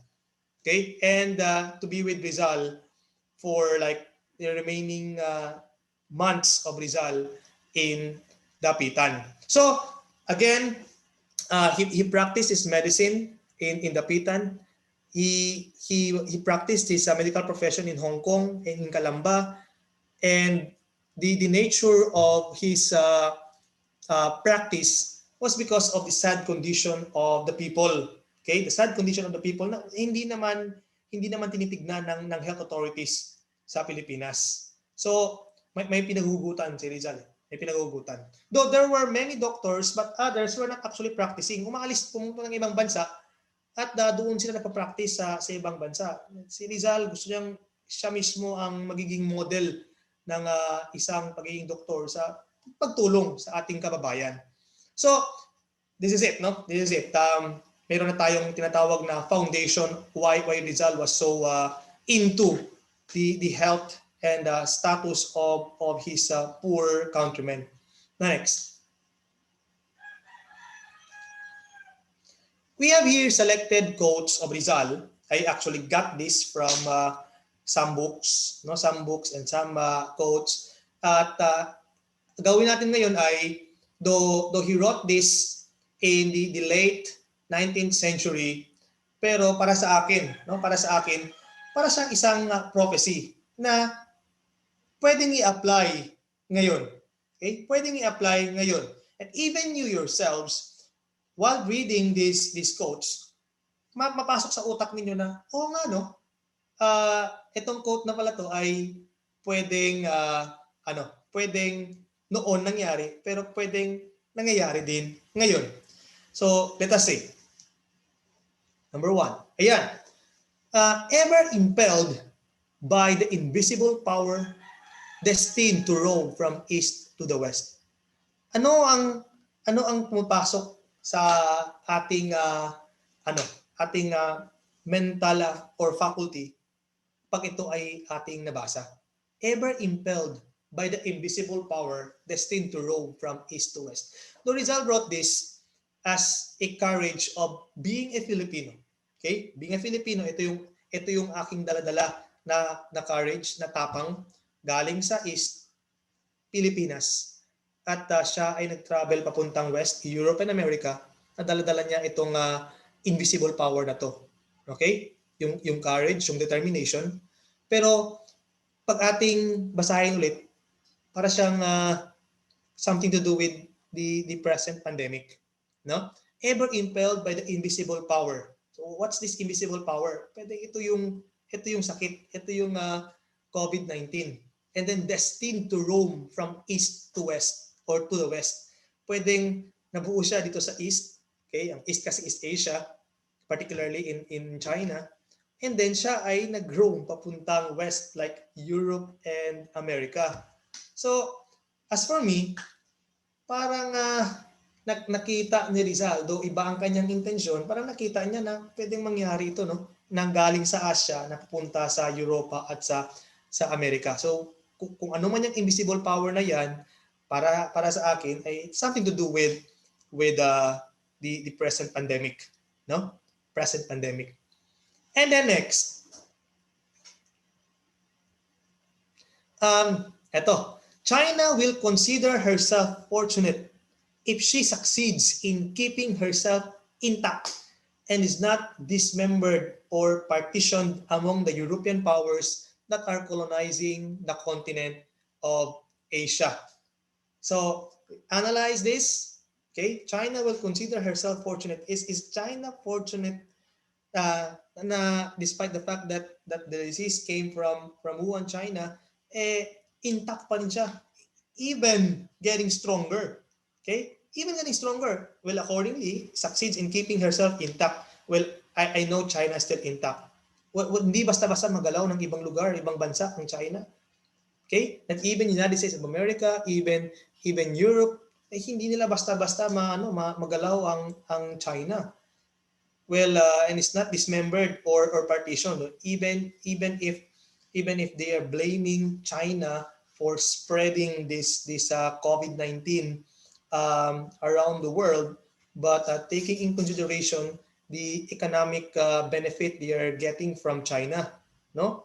Ano bang economic benefit niyan? Well, meron tayong mga tinatawag na outsourcing dito sa China ginagawa, and then even the products coming from China, nasa iba't ibang bansa yan. So let us say they would boycott Chinese product, and then the economy of the world will collapse. No? It will collapse. So China is still intact and getting stronger. Though I'm not that pro-Chinese, but for me, the line of the statement of Rizal was actually prophetic, no? Prophetic. So again, European power. By the way, another thing is the Sinovac, no? Sinovac. Others they would pronounce it as Sinovac, pero parang Sino ata yan, no? Sino is Chinese. Sino-Japanese War, Chinese-Japanese War. Sinovac, Chinese vaccine. Okay, Chinese vaccine, Sinovac. So accordingly, you cannot travel to Europe and America if your vaccine is Sinovac. So ano ba ang plano ng Europe dito na it's actually economic I don't know if sabotage, kasi para tigilan ng mga tao ang paggamit ng Sinovac at only European and American made vaccine lang ang pwedeng maalaw pupunta ng ibang bansa. So Rizal was able to foresee somehow, okay, this line here, and I believe that in the next few slides at makikita niyo ang iba pang mga ideas ni Rizal pertaining to the pandemic. Okay, next. Ayan. So as God has not made anything useless in this world, as all beings fulfill obligations or a role in the sublime drama of creation, I cannot exempt this duty, and small though it be, to have a mission, and I too have a mission to fill, as for example, alleviating the sufferings of my fellow men. For me, ang pagiging responsable na mamamayan, no? Responsible individual for the society. Okay? Para sa bayan. So, lahat ng ginawa ng Diyos dito sa ating mundo ay hindi useless. Lahat tayo po ay may role. Okay? Lahat po tayo ay may responsibilidad sa bawat isa. That's Rizal was trying to point out, no? Sublime drama of creation. So, even himself, though he was far away, okay, in Europe, let's say in America or other Asian countries, Rizal had a duty to fulfill. Maliit man yan o malaki, kailangan niyang gampanan yan. Okay? For example, ang sabi ni Rizal, alleviating the sufferings of my fellow men. Now, if we are going to connect this line to the present pandemic, our frontliners, okay? Our frontliners are actually spending their time, their effort, sweat, blood, and tears in order to alleviate the sufferings of our fellow men. Maraming angles eh. Maraming angles like engineering, the healthcare providers, the social workers, even teachers. Grabe ang sufferings natin, especially ngayon sa online, no? Walang face to face at hindi natin nakikita yung emotional reaction ng walang connection in terms of emotion, kung ano na yung nararamdaman ng mga estudyante sa lesson natin, nabobore ba sila or whatsoever. Okay? So we too were suffering. Even students, no? Students were training themselves to be up there in the future are also suffering. Pero we have to do our part. We have to do our small share so that ma-fix natin kung ano yung problema na nararanasan natin ngayon. Yung ang sinasabi nating mga na quarantine ay namumblema pa. Okay, namumblema bakit hindi kami makalabas? Bakit pinipigilan kaming lumabas o pumunta sa... So things like this, we have to sacrifice kasi yun yung role natin eh. You have to sacrifice so that this is for the benefit of the majority. Kasi kung pasaway tayo, paano natin ma-alleviate ang sufferings na naranasan natin ngayon? So Rizal was able to prophesize these things. No, that's according to my own interpretation of this line. There you go. So next. I don't see why I should bow my head when I could hold it high, or place it in the hands of my enemies when I can defeat them. This was actually talking of the enemies, the Spaniards here, especially the friars who were hiding behind the cloaks of religion. Pero kung babasahin natin ulit ang line na to, pwedeng kaya nating talunin ang pandemya ngayon. Kaya nating talunin ang COVID-19, no? So, hindi ko nakikita ang sarili ko na bumagsak dahil sa COVID-19, na about to surrender because of COVID-19, di ba? I should hold my head up high, okay?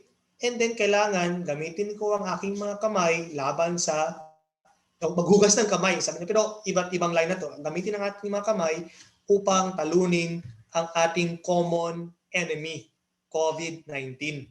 So, maybe Rizal was just trying to tell us na do not surrender. Do not lose hope. Okay? Do not lose hope. Soon, this pandemic will be over. Okay? Ito na yung sinasabi ni Rizal na when I can defeat them. Soon, this will be over. Meron tayong mawawalang, may mga walang buhay. Okay?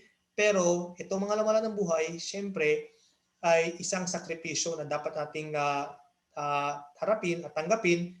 But again, kailangan natin mag-move on upang matalo natin ang pandemya na talagang nagpa-paralyze sa atin for almost 2 years now.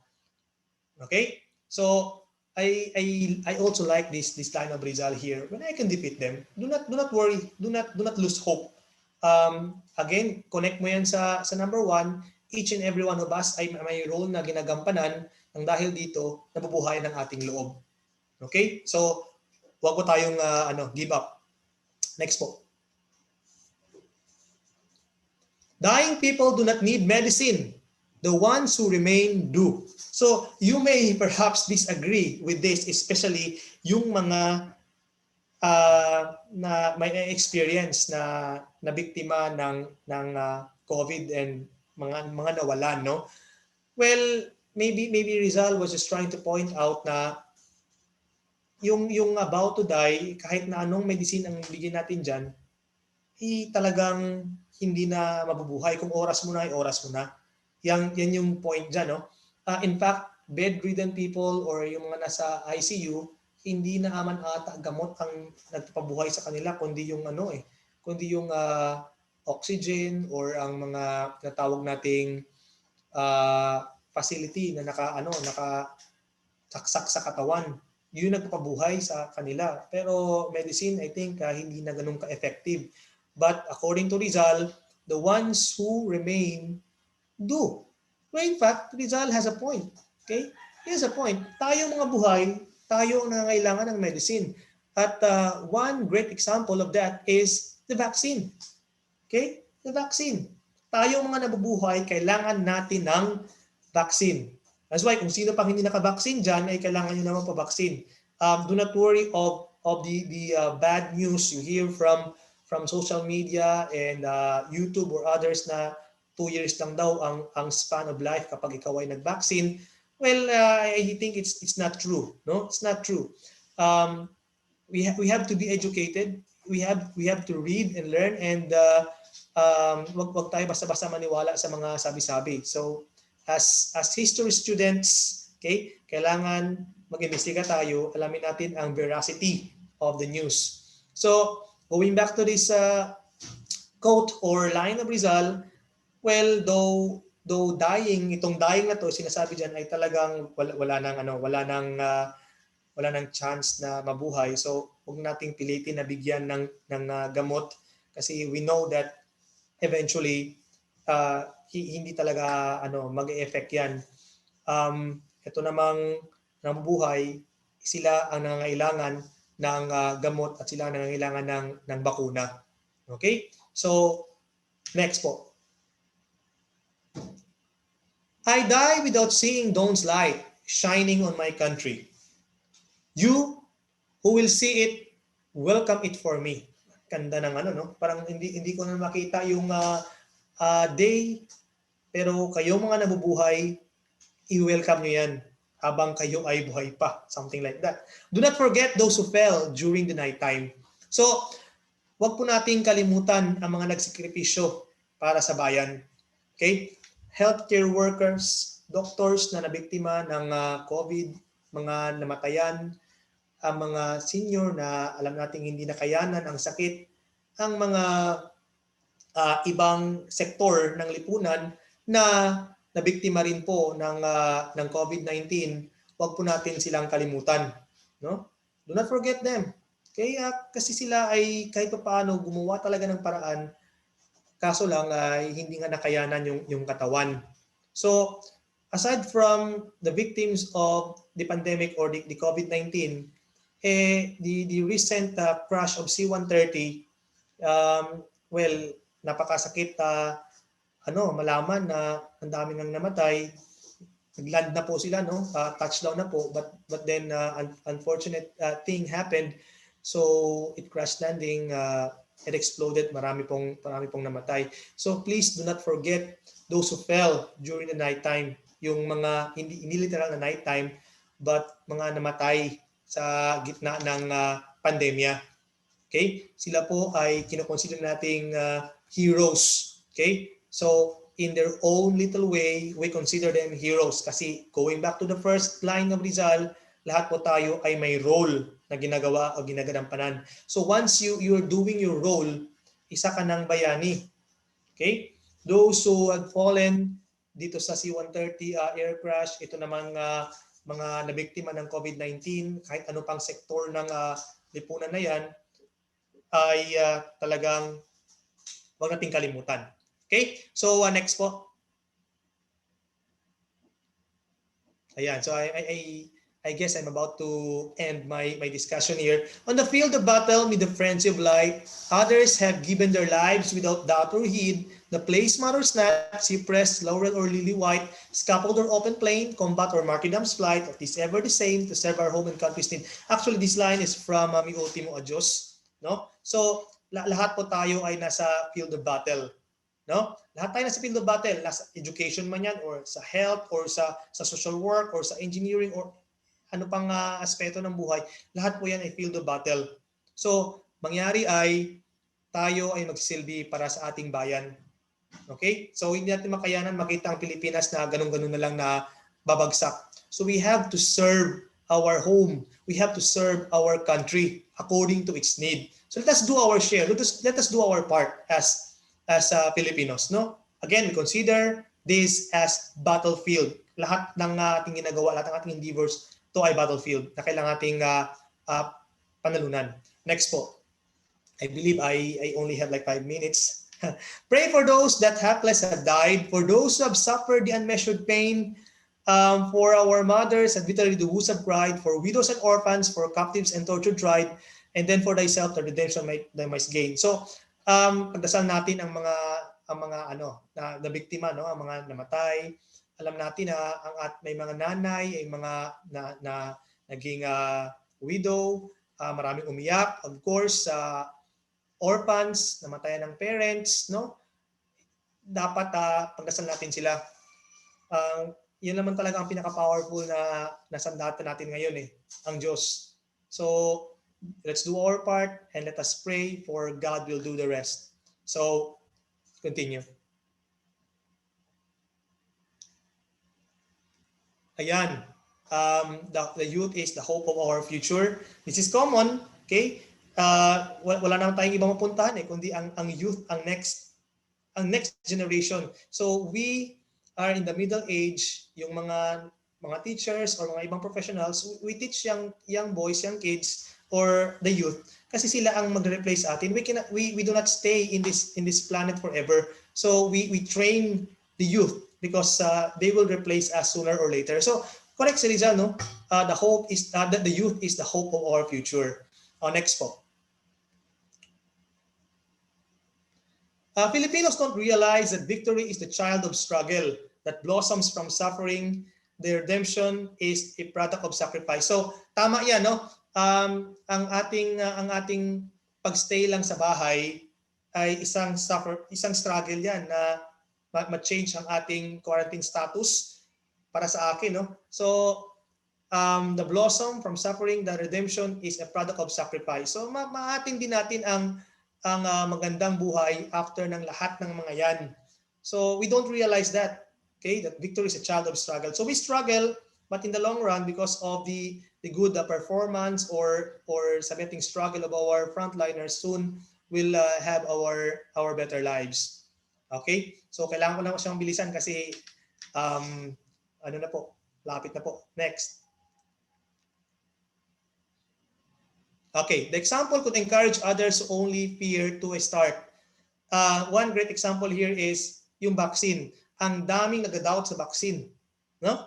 Ang daming nag-doubt sa vaccine, kaya meron tayong mga politicians and even doctors na pinapakita talaga sa mundo kung sila ay naturukan ng vaccine. So para hindi na matakot yung ibang Pilipino na magpaturok din ng vaccine. So the example could encourage others who only fear to start. Ang daming nag-doubt, ang daming natakot na simulan to. Pero again, with social media, we were able to let people know that being vaccinated is a good thing. Right? It can save our lives. So the example could encourage others who only fear to start.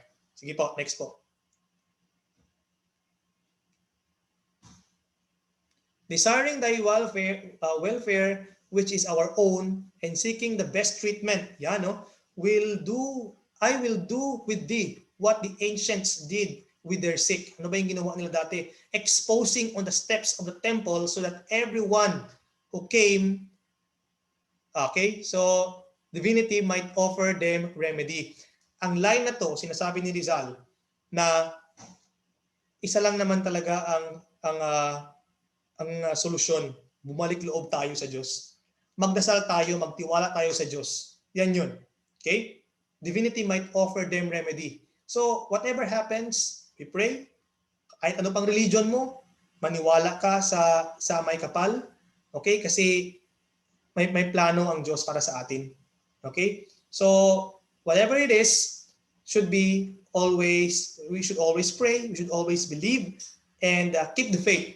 Okay? Keep the faith. So, yan yung sinabi ni Rizal, kahit ano pang technology na umiikot-ikot dyan sa atin, nagbigay sa atin, bumalik tayo sa ancient times. Ano ba yun?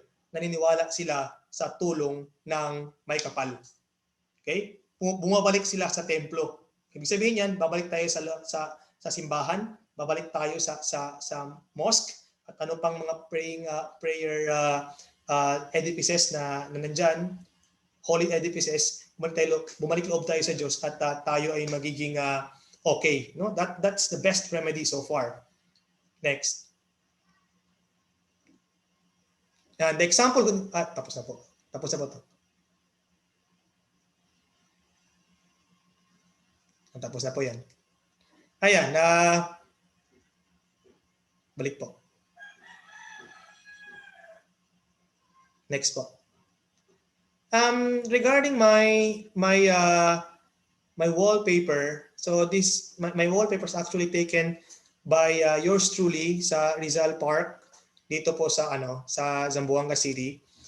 And looking at the two pictures on the right, meron po tayong Rizal Monument. Ito po yung Motastela.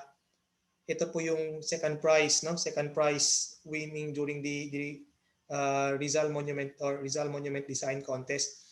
The first prize po was won by Carlo Niccoli of Italy. At ito po yung design na nandito sa Zamboanga ngayon, yung first prize. Yung second prize naman, yun po ang nilagay sa Luneta. Okay? Kasi yung first prize is masyadong komplikado at masyadong mahal ang material compared to the second prize. That's why the second prize, the Luneta, ito si Rizal, ito ang nilagay sa Luneta. So para baka in case lang na tanungin niyo kung ano yung background ko. So ito po yung Rizal Park dito sa Zamboanga, based from Carlo Niccoli's winning prize of Rizal Monument Design Contest. So I think that would be all. Okay? Next slide please. Yan, so maraming salamat. Thank you very much. Muchas gracias. And I hope you learned something from my 1 hour lecture. Kung 1 hour ba naabot? I do not know. So I am now ready for a little chit-chat from our participants. Okay. Wow. Thank you so much, Dr. Ryan Biong. Isang magandang po ang magbahagi ng webinar na ito at marinig ang napakalaman ng kongkretong usapan na pagtalakay ng pagkaisa sa kanyang at kasaysayan ng Pilipinas during this time. Napahusay na nais ang kasabay panahon. I particularly like this line of Dr. Rizal that are very relevant to the current situation. And of course, the on Rizal health issues in the Philippines. I'm sure our members are somehow all the information we got from Dr. Biong. Obviously, most of you are excited or ask questions of our research speaker after the presentation of our second speaker. So, yung sulat muna yung mga tanong. So, everyone, let's give Dr. Biong a very, very happy episode. Muchas gracias, Dr. Biong. Gracias también. Okay, guys. All right. So information overload, right? That's what our students always say. Information overload. But because of that, 5-minute break. So after that, we will proceed with the second speaker. And of course, thank you so much. 5-minute break, everyone.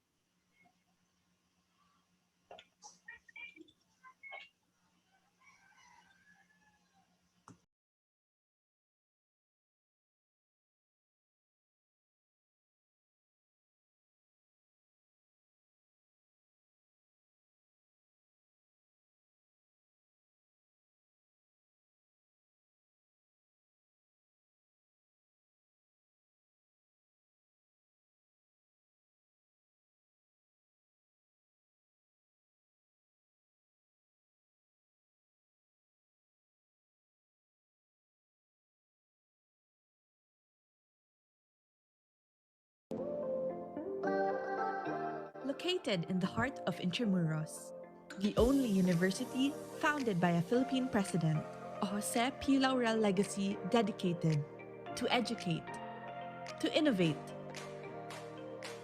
to inspire, with a student-centered environment that adapts to the changing times. Lyceum of the Philippines University is committed to serve with truth and fortitude for God and country.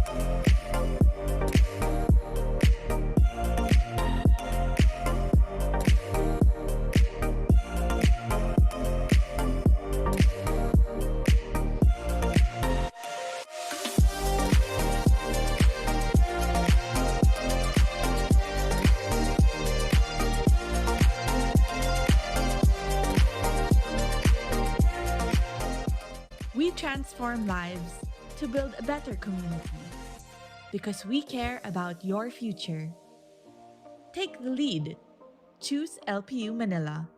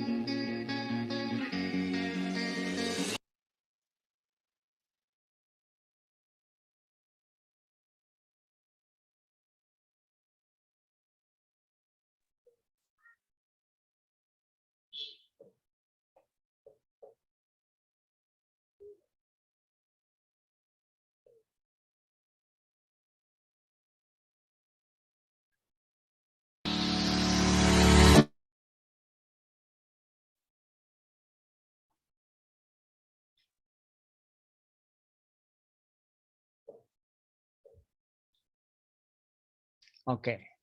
All right. I'm sorry. I think I had a technical problem earlier. Thank you so much, Dr. Ryan Biong. Isang karangalan po ang maging bahagi ng webinar na ito at marinig ang napakamalaman at kumpletong sangkap na pagtalakay tungkol kay Rizal sa kanyang pananaw at kasaysayan ng Pilipinas na din during his time. Ito ay mahusay niyo po na naugnay sa kasalukuyang panahon. I particularly liked the selected quotes of Dr. Rizal that are very relevant to the current situation. And of course, that topic on Rizal and health issues in the Philippines.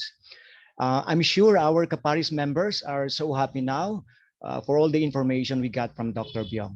And obviously, most of you are excited to react or ask questions to our resource speaker, but let's do that later after the presentation of our second speaker. Just write your questions para hindi makalimot. Okay.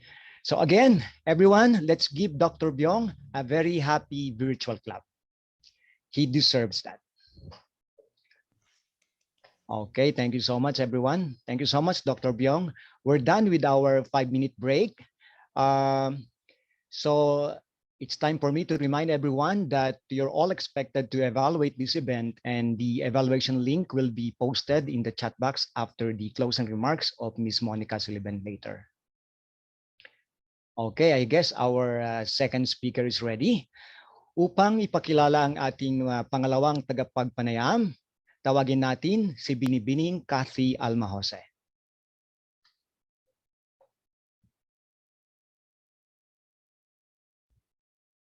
Okay, Miss Alma Jose, are you there?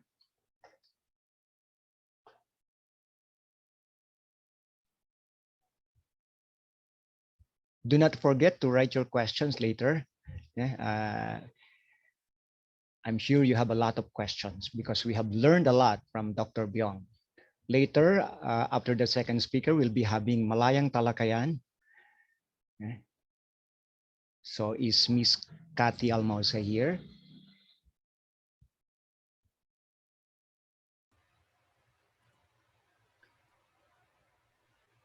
Overload, no? Overload the discussion, no, of Dr. Biong. Oh, yes, there. She is. Let's as welcome Miss Kathy Almosa. Magandang araw po sa inyong lahat. Ay, ito nga po pala. Hinahanap ko yung aking sarili. Magandang araw po sa inyong lahat. Lapis po akong nagagalak at naipakilala ang susunod po nating tagapagsalita. Kilalang-kilala niyo na po siya dahil sa mga nakaraan nating webinar. Siya po ang parating nagiging host nating lahat. At masasabi po nating talagang kilala niya si Dr. Jose Rizal. No? Ngayon po, ipapakilala ko na po sa inyo ang ating pangalawang tagapagsalita na si Sir Nikko. Sir Nikko, andito na po ba kayo? Yes, ma'am. Maraming po salamat. Thank you. Okay po. Pwede na po ako mag-share screen po. Okay. Sandali lamang po mag-share screen. Naririnig naman po ako at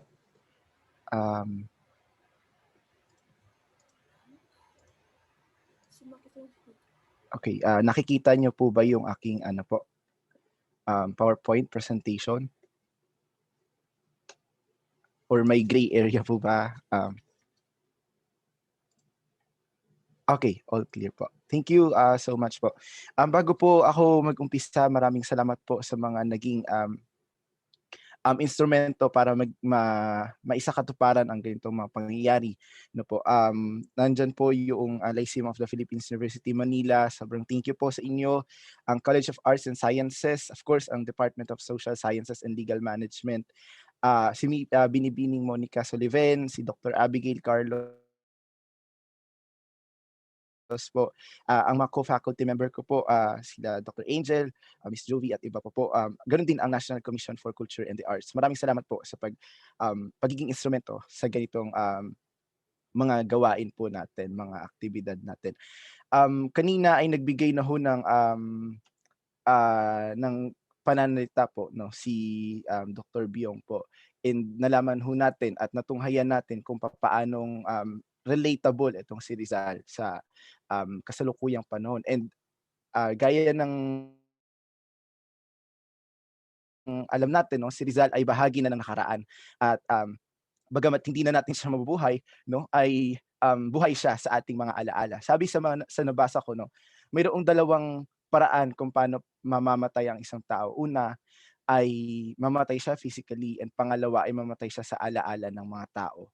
So, itong ginagawa natin kay Rizal ay pagbubuhay, no? Hindi na lamang sa kanyang physical na katawan, dahil imposible ito sa mga panahong ito, at kundi pagbubuhay ito sa kanyang mga ideya. And sa yugtong ito, tatalakayin natin yung babalikan natin yung ideyang pangkasaysayan ni Rizal, dahil nga nalalapit na rin ang Agosto, ang buwan ng kasaysayan, at neto lamang Hunyo 19, no, ay ipinagdiwang natin yung 160 kapanganakan ni Jose Rizal. Okay, so therefore ang aking pamagat para sa aking webinar ay ang pagbabalik sa ideyang pangkasaysayan ni Rizal sa kanyang mga piling akda. Okay, so ano nga ba yung mga ideyang pangkasaysayan ni Rizal, no? Papaano niya ito inilapat sa kanyang mga akdang eskolaryo at pampanitikan? Kung iisipin, si Rizal ay hindi lamang basta-basta naging bayani, maaring itaguyod ng isa rito na hindi lang siya basta-basta naging bayani, kundi naging bayani siya dahil sa karamihan ng kanyang mga akda.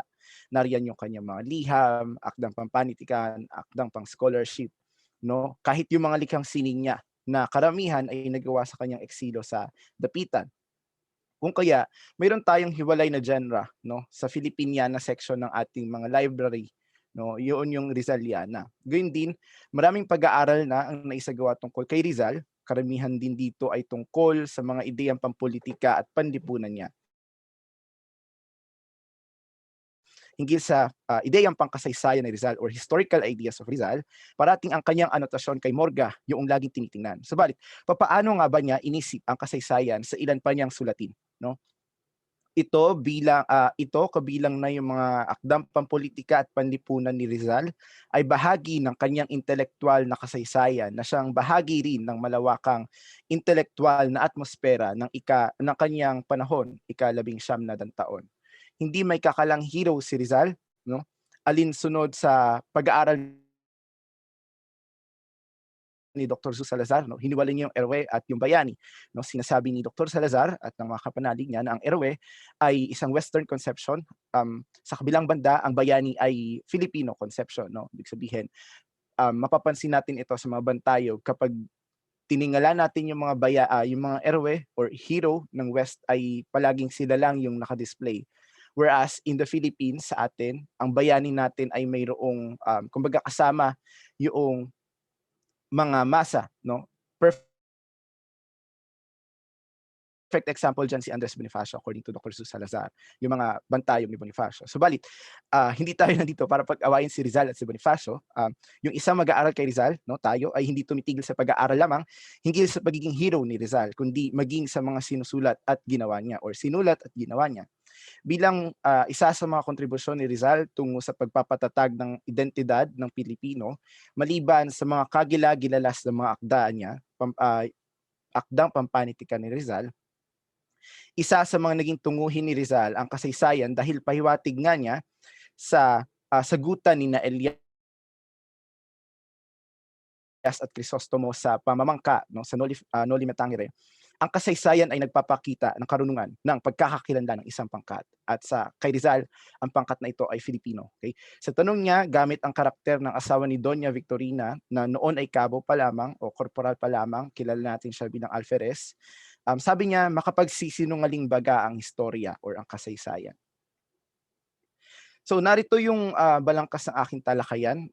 Susubukan nating tanungin ang sumusunod na katanungan, yung kaninang slide, ano nga ba ang ideya ni Rizal sa kasaysayan at paano niya ito inilapat sa kanyang mga akdang eskolaryo at pampanitikan. Ang mga katanungang ito ay may isa sa katuparan sa pagbabalik natin sa mga akda ni Rizal na sa kasaysayan ay tinatawag na primaryang batis, bagamat ang kanyang mga akdang pampanitikan ay may tuturing na sekundaryang batis. No, mahalagang malinaw na alamin dito ay ang ideyang pangkasaysayan ni Rizal. Dahil inaalam natin dito yung ideyang pangkasaysayan ni Rizal, maaari nating ituring bilang primaryang batis yung mga akdang pampanitikan ni Rizal. No? Dapat ding ipabatid ng ideyang pangkasaysayan ni Rizal ay hindi maisasakatuparan nang hindi ito isinasa konteksto. Kaya naman, okay. Okay. So, ayan, di pa pala.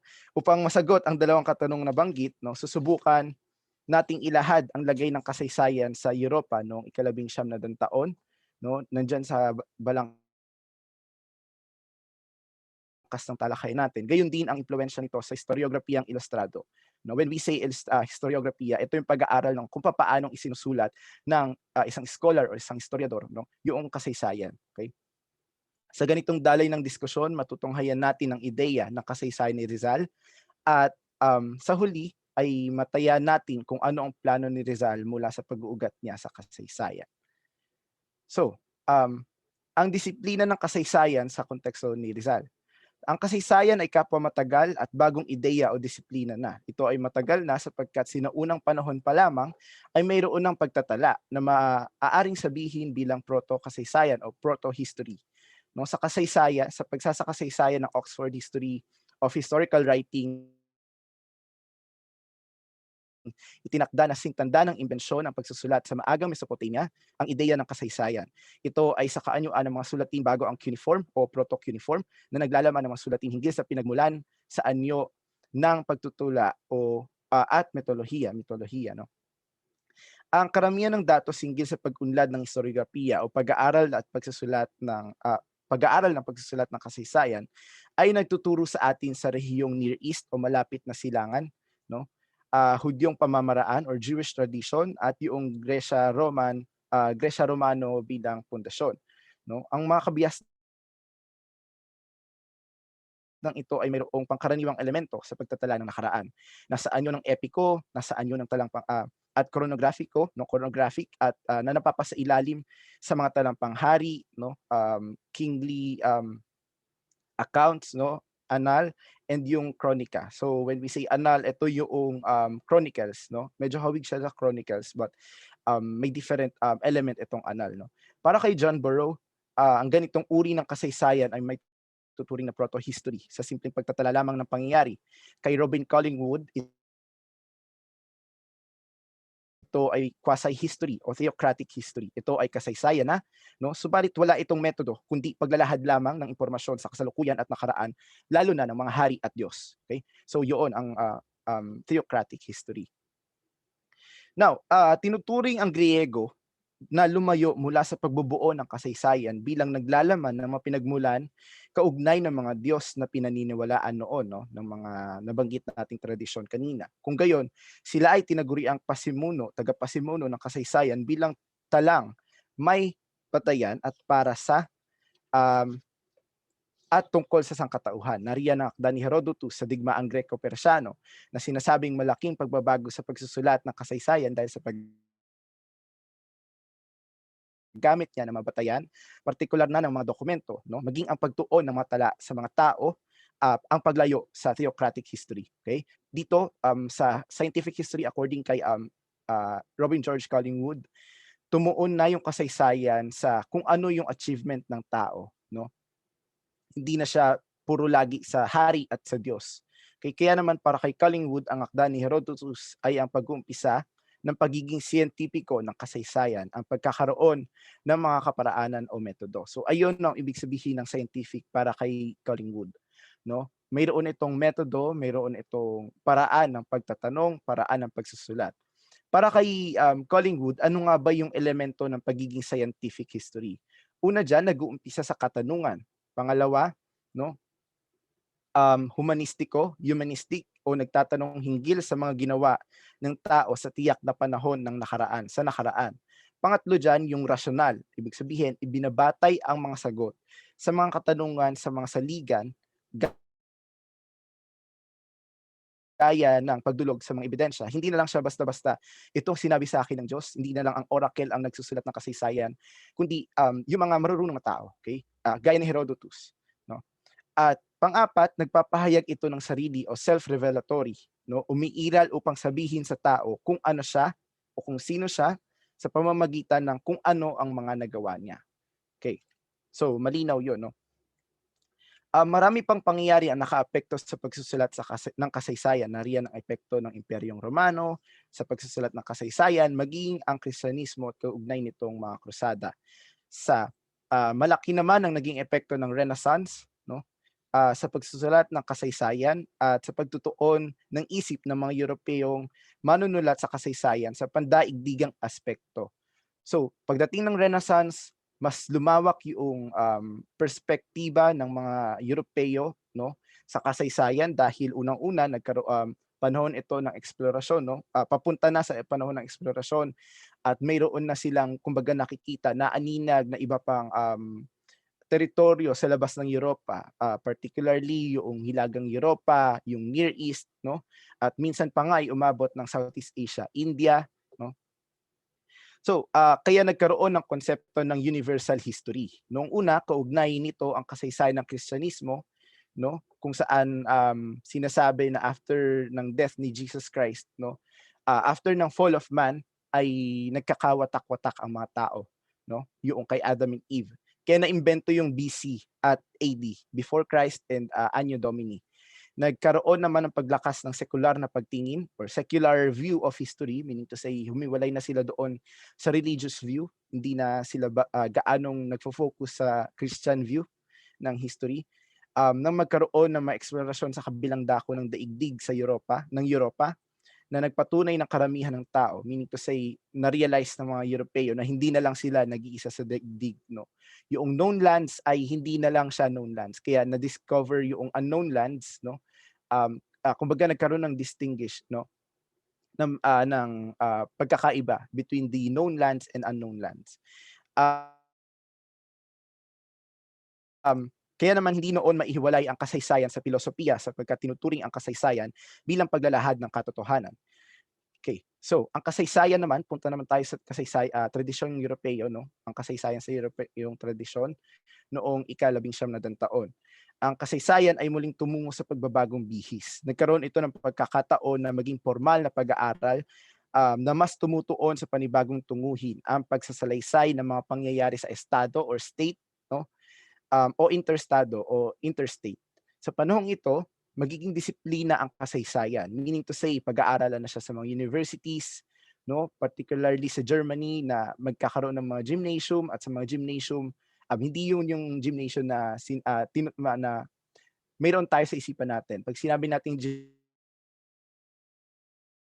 gymnasium sa Germany, ito yung kumbaga specialized school sa Germany, no, na hindi for physical activities kundi for learning, no. At nagkaroon okay, sa panahon din na ito, magiging disiplina ng kasaysayan sa pamamagitan ni Leopold von Ranke, nandiyan sa ating right, no, na nagbigay daan sa profesionalisasyon nito sa Alemanya na sinundan ng iba't ibang paaralan sa Europa at Estados Unidos. Ibig sabihin, hindi na lamang filosofiya at iba pang disiplina ang pag-aaral nito para sa sangkatauhan, kundi hiwalay na disiplina na ito sa filosofiya. Though may mga ilan pa ring scholar noong panahong iyon na kinakabit ang filosofiya sa kasaysayan. So nakikita niyo diyan yung work ni Leopold von Ranke, no, yung Histories of the Latin and Germanic People from 1494 to 1514, kung saan ginamit niya yung mga dokumento, no, ng mga ambassador, no. So yan. Si Ranke ay kinilala bilang ama ng makaagham na kasaysayan or father of scientific history na unang ibinigay ng mga tagasunod niya sa Estados Unidos matapos nang magkaroon ng professionalisasyon doon. So ang influence ni Leopold von Ranke ay ang pagsasabi ng V es Eglintisch, no? Give Hisen, pagsasalaysay kung paano ito nangyari, or history as it is, no? Ito ay positivist, meaning to say walang dokumento, walang kasaysayan. Ito yung perspective ni Ranke noong ika-19 taon. Si Ranke din, sa pag-umpisa niya sa pagtuturo sa mga universities, particularly sa University of Berlin, na ngayon ay Humboldt University of Berlin, nagpaumpisa siya ng mga seminar. So sa mga seminar na ito, hindi ito yung kagaya ng ginagawa natin ngayon, though identical kahit papaano. Ang seminar noon ay naglalagay sila ng mga medieval documents at doon magpapalitan ng kuro-kuro. No? Doon magsasabi na kung ano yung gusto nilang sabihin. No? Basta ang topic ay tungkol dito sa isang primary source. No? Ang mga unang seminar ay pumapatungkol doon sa mga medieval sources. No? So, ang mga gawa ni Ranke at ng mga historiador ng ika-19 taon ay tumukoy sa pambansang tunguhin. Kay Ranke, karaniwan ng kanyang mga akda ay pumatungkol sa mga pambansang kasaysayan or national history. No? Kay Ranke, karaniwan ng kanyang akda ay kasaysayan ng Pransya, maging ang mga pagtatala sa mga revolusyon, gaya ng revolusyon sa Serbia at Pransya. Malinaw ang tunguhin ni Ranke at ng iba pang historiador sa Europa at Estados Unidos noong ika-19 taon, mailahad yung kaganapan sa loob at labas ng bansa sa administratibong level. No? So higher history sila. Okay. So mahalaga ang ginampanan ng ika-19 taon sa pagsusulat ng pag-ugat ng konteksto ng kung ano at para saan at o kanino nga ba yung kasaysayan na sinusulat. No? Malinaw na ang bansa at interestadong tunguhin ng kasaysayan ang namayani noon. Subalit hindi lamang dapat sa usapin ng kung ano at para saan o kanino dapat ang dapat tukuyin, kundi paano nga ba tinitingnan ng mga pilosopo noon ang kasaysayan. So halimbawa nito si Johann Gottfried von Herder, no? Isa sa mga pilosopo ng ika-18 taon.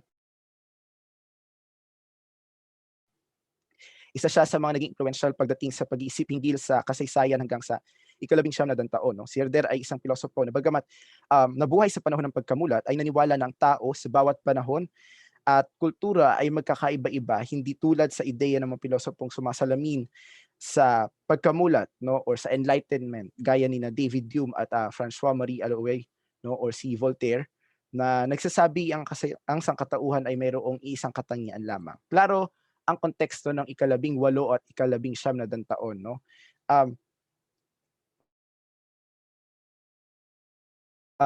Mayroon itong pagtuon sa tao. Pangalawa, mayroon itong pagbatay sa ebidensya. Pangatlo, may pagkakaiba-iba ng pananaw hinggil sa mga lipunan at kultura sang-ayon sa paglalahad ni Herder at kapanalig ng pagkamulat na sina Hume at si Voltaire, no? So, ano nga ba yung impluwensya ng Europeyong tradisyon sa historiografiyang ilustrado? Ano nga ba yung impluwensyang Europeo sa paraan ng pagsusulat ng kasaysayan ng mga ilustrado simula noong dekada 1880 or 1880s?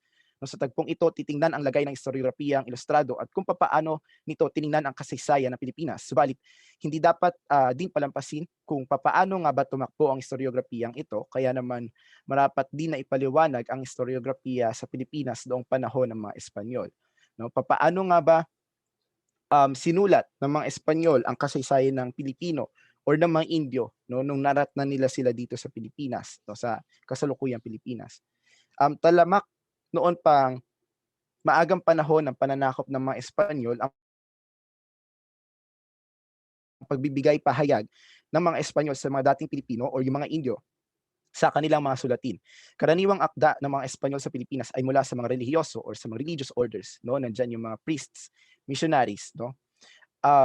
Nandiyan yung mga conquistador, peninsular, maging insular, saan yun ng mga kronika, estado, relasyon, nandiyan din yung suseso at yung istorya, no? At of course, kakikitaan ito ng pagkiling syempre sa kanila, no? At ayon kay Bernardita Churchill, kay Doc Bernardita, no? Sabi niya, it is however very clear that in those chronicles, sa mga chronicles ng mga Espanyol during the early Spanish colonialism in the Philippines, the Filipinos were submerged in histories which dealt mostly with the Spanish history in the Philippines. So meaning to say, kumbaga, karugtong tayo ng kasaysayan pang-imperyo ng Espanya. Wala tayong sariling kasaysayan noong dumating ang mga Espanyol. Doon, ganoon tayo sinulat ng mga Espanyol. Kaya i-echo ito, no, na ni Teodoro Agoncillo. Kaya sabi niya na before 1872, there are no Filipinos. Wala daw Filipinos nung bago mag-1872. So with a very few exceptions, sabi ni Dr. Churchill, sabi niya, they also reflected Spanish prejudices, lack of understanding, or refusal to understand the people they had come to colonize. Meaning to say, intentionally ginawa ito ng mga Espanyol, no? Na kumbaga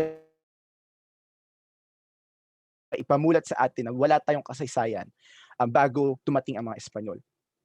Now, dito nagkaroon ayon sa works particularly na sinimulan ni Dr. Zu Salazar, no, nagkaroon ng bipartite view, no, meaning to say dalawahang pagtingin, no? Ibig sabihin lamang 'yan sa Spanish historiography or sa pagsusulat ng mga Espanyol sa Pilipinas ng kasaysayan nito, sinasabi na bago dumating ang mga Espanyol, nagkaroon tayo madilim, no, ang kasaysayan ng Pilipinas.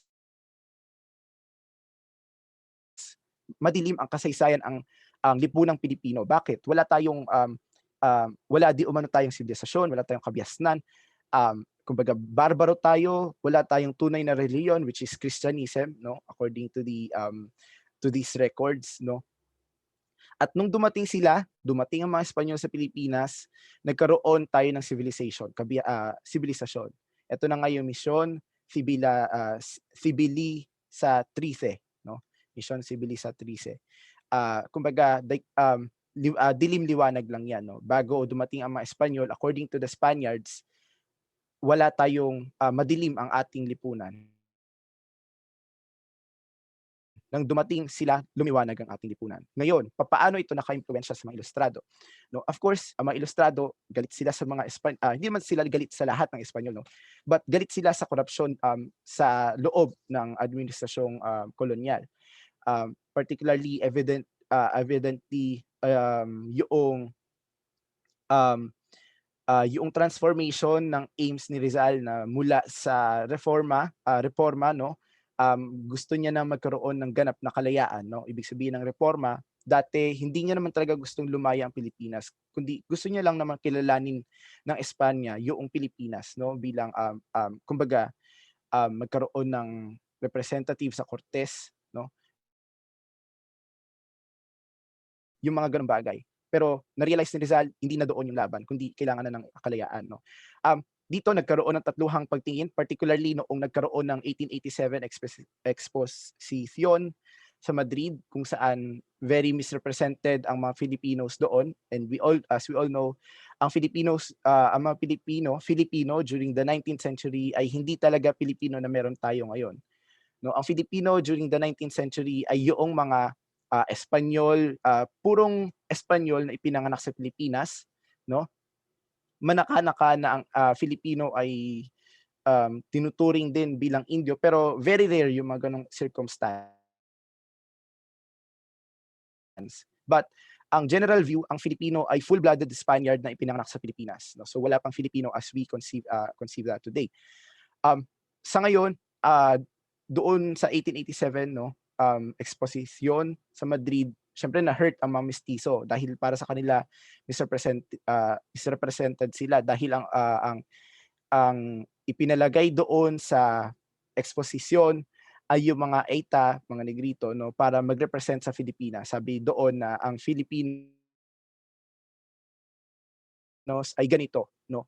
Pero ang mga Indio ay ganito yung itsura nila, no. Pero sa mga mestizo, particularly nila Paterno, Tavera, Rizal, of course, sabi nila hindi kami ganyan, no. Kaya nag-build up sila, no. Nagkaroon ng pag-usbong sa scholarship, no, matapos sa mga ganitong bagay na nagkaroon ng pagdidiin sa identity ng pagiging mestizo, minsan pagdidiin sa pagiging sa identity ng mga Tagalog civilization, particularly yung kay Pedro Paterno, no? So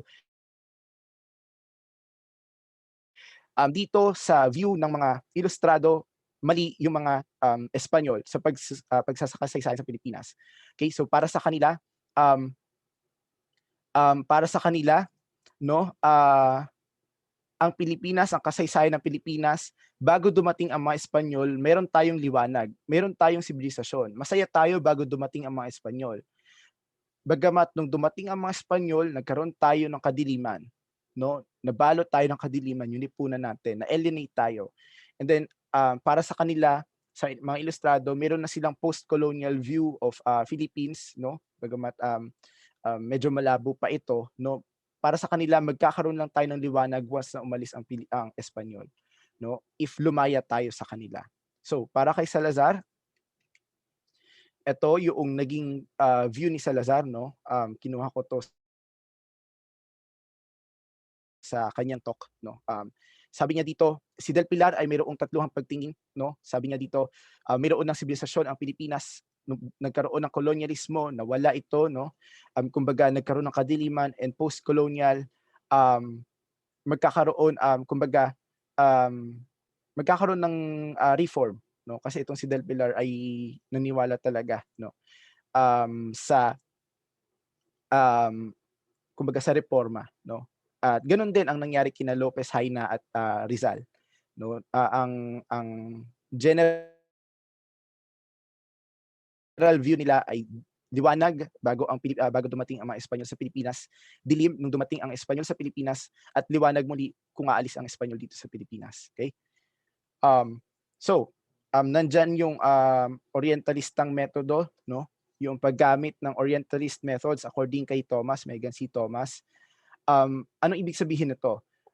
Sinagap ng mga ilustrado yung tradition sa Europa, no? Kasama dyan yung Orientalism, meaning to say yung pag-aaral ng mga Europeo ng mga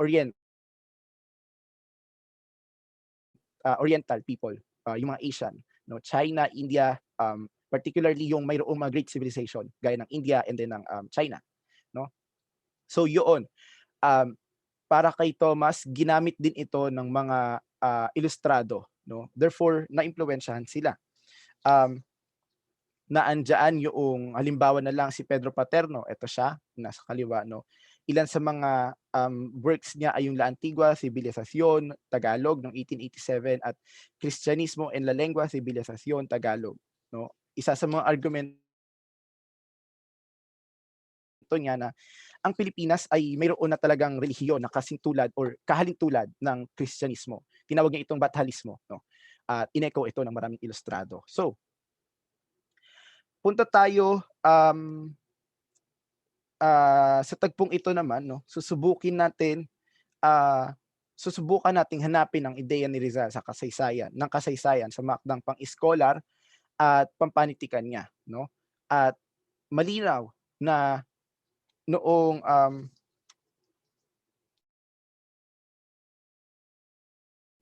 malinaw na yung 19th century, yung influence ng European tradition sa mga Filipino, sa mga ilustrado, na gumamit sila ng dokumento, ginamit din nila yung Orientalismo, no, na produce ng European scholarship. Ngayon, dako tayo dito sa historiografiya ni Rizal, no? Sinasabing ang mga sulatin at ideya ni Rizal, ideya ni Herder, no, ang naging guro ni Rizal sa pagtingin niya sa kasaysayan, sang-ayon kay Floro Kibuyen, kay Dr. Kibuyen, no. Subalit hindi rin maitatanggi ang naging gampanin ng kanyang konteksto, no, sa pamamaraan niya ng pagharaya o pag-imagine sa kasaysayan ng mga Indio bago dumating ang mga Espanyol, upang mabuo ang pagkakakilanlan ng mga Indio, no, na ini-incorporate ni Rizal ang kanyang sarili, na minsan ay tinawag niya bilang Indios Bravos ang kanilang ang mga reformista sa Europa. Gaya ng kanyang mga kakontemporanyo, si Rizal ay gumamit ng mga batayan sa kasaysayan upang maging matagumpay sa pagsusulat o pagharaya ng kasaysayan, particular na ng mga akdang relihiyoso. Sa tagpong ito, susubukan nating hanapin ang ideya ni Rizal ng kasaysayan sa mga akdang pang-scholar at akdang pampanitikan. Paano nga ba isinalaysay ni Rizal ang kasaysayan ng mga Indio sa kanyang mga akdang pang-scholar? Samantala, paano naman niya inilarawan ang kasaysayan sa mga akdang pampanitikan niya? Tatalakayin natin sa bahaging ito ang paggamit ni Rizal ng kasaysayan sa mga akdang pang-eskolaryo niya, gaya ng anotasyon ni Morga, anotasyon ni Rizal kay Morga, yung Filipinas dentro de 100 años at yung La Indolencia de los Filipinos, and yung mga akdang pampanitikan ni Rizal gaya ng Noli Me Tangere at El Filibusterismo. Paalala lamang na na hindi buong tatalakayin ang mga ito, kundi pahapyaw lamang sapagkat malawak ang usaping pangakda ni Rizal at kulang ang oras, no, kung lahat ng bahagi ng nasabing akda ay tatalakayin. So, kilala natin si Rizal dahil sa pagturing sa kanya bilang isang pambansang bayani.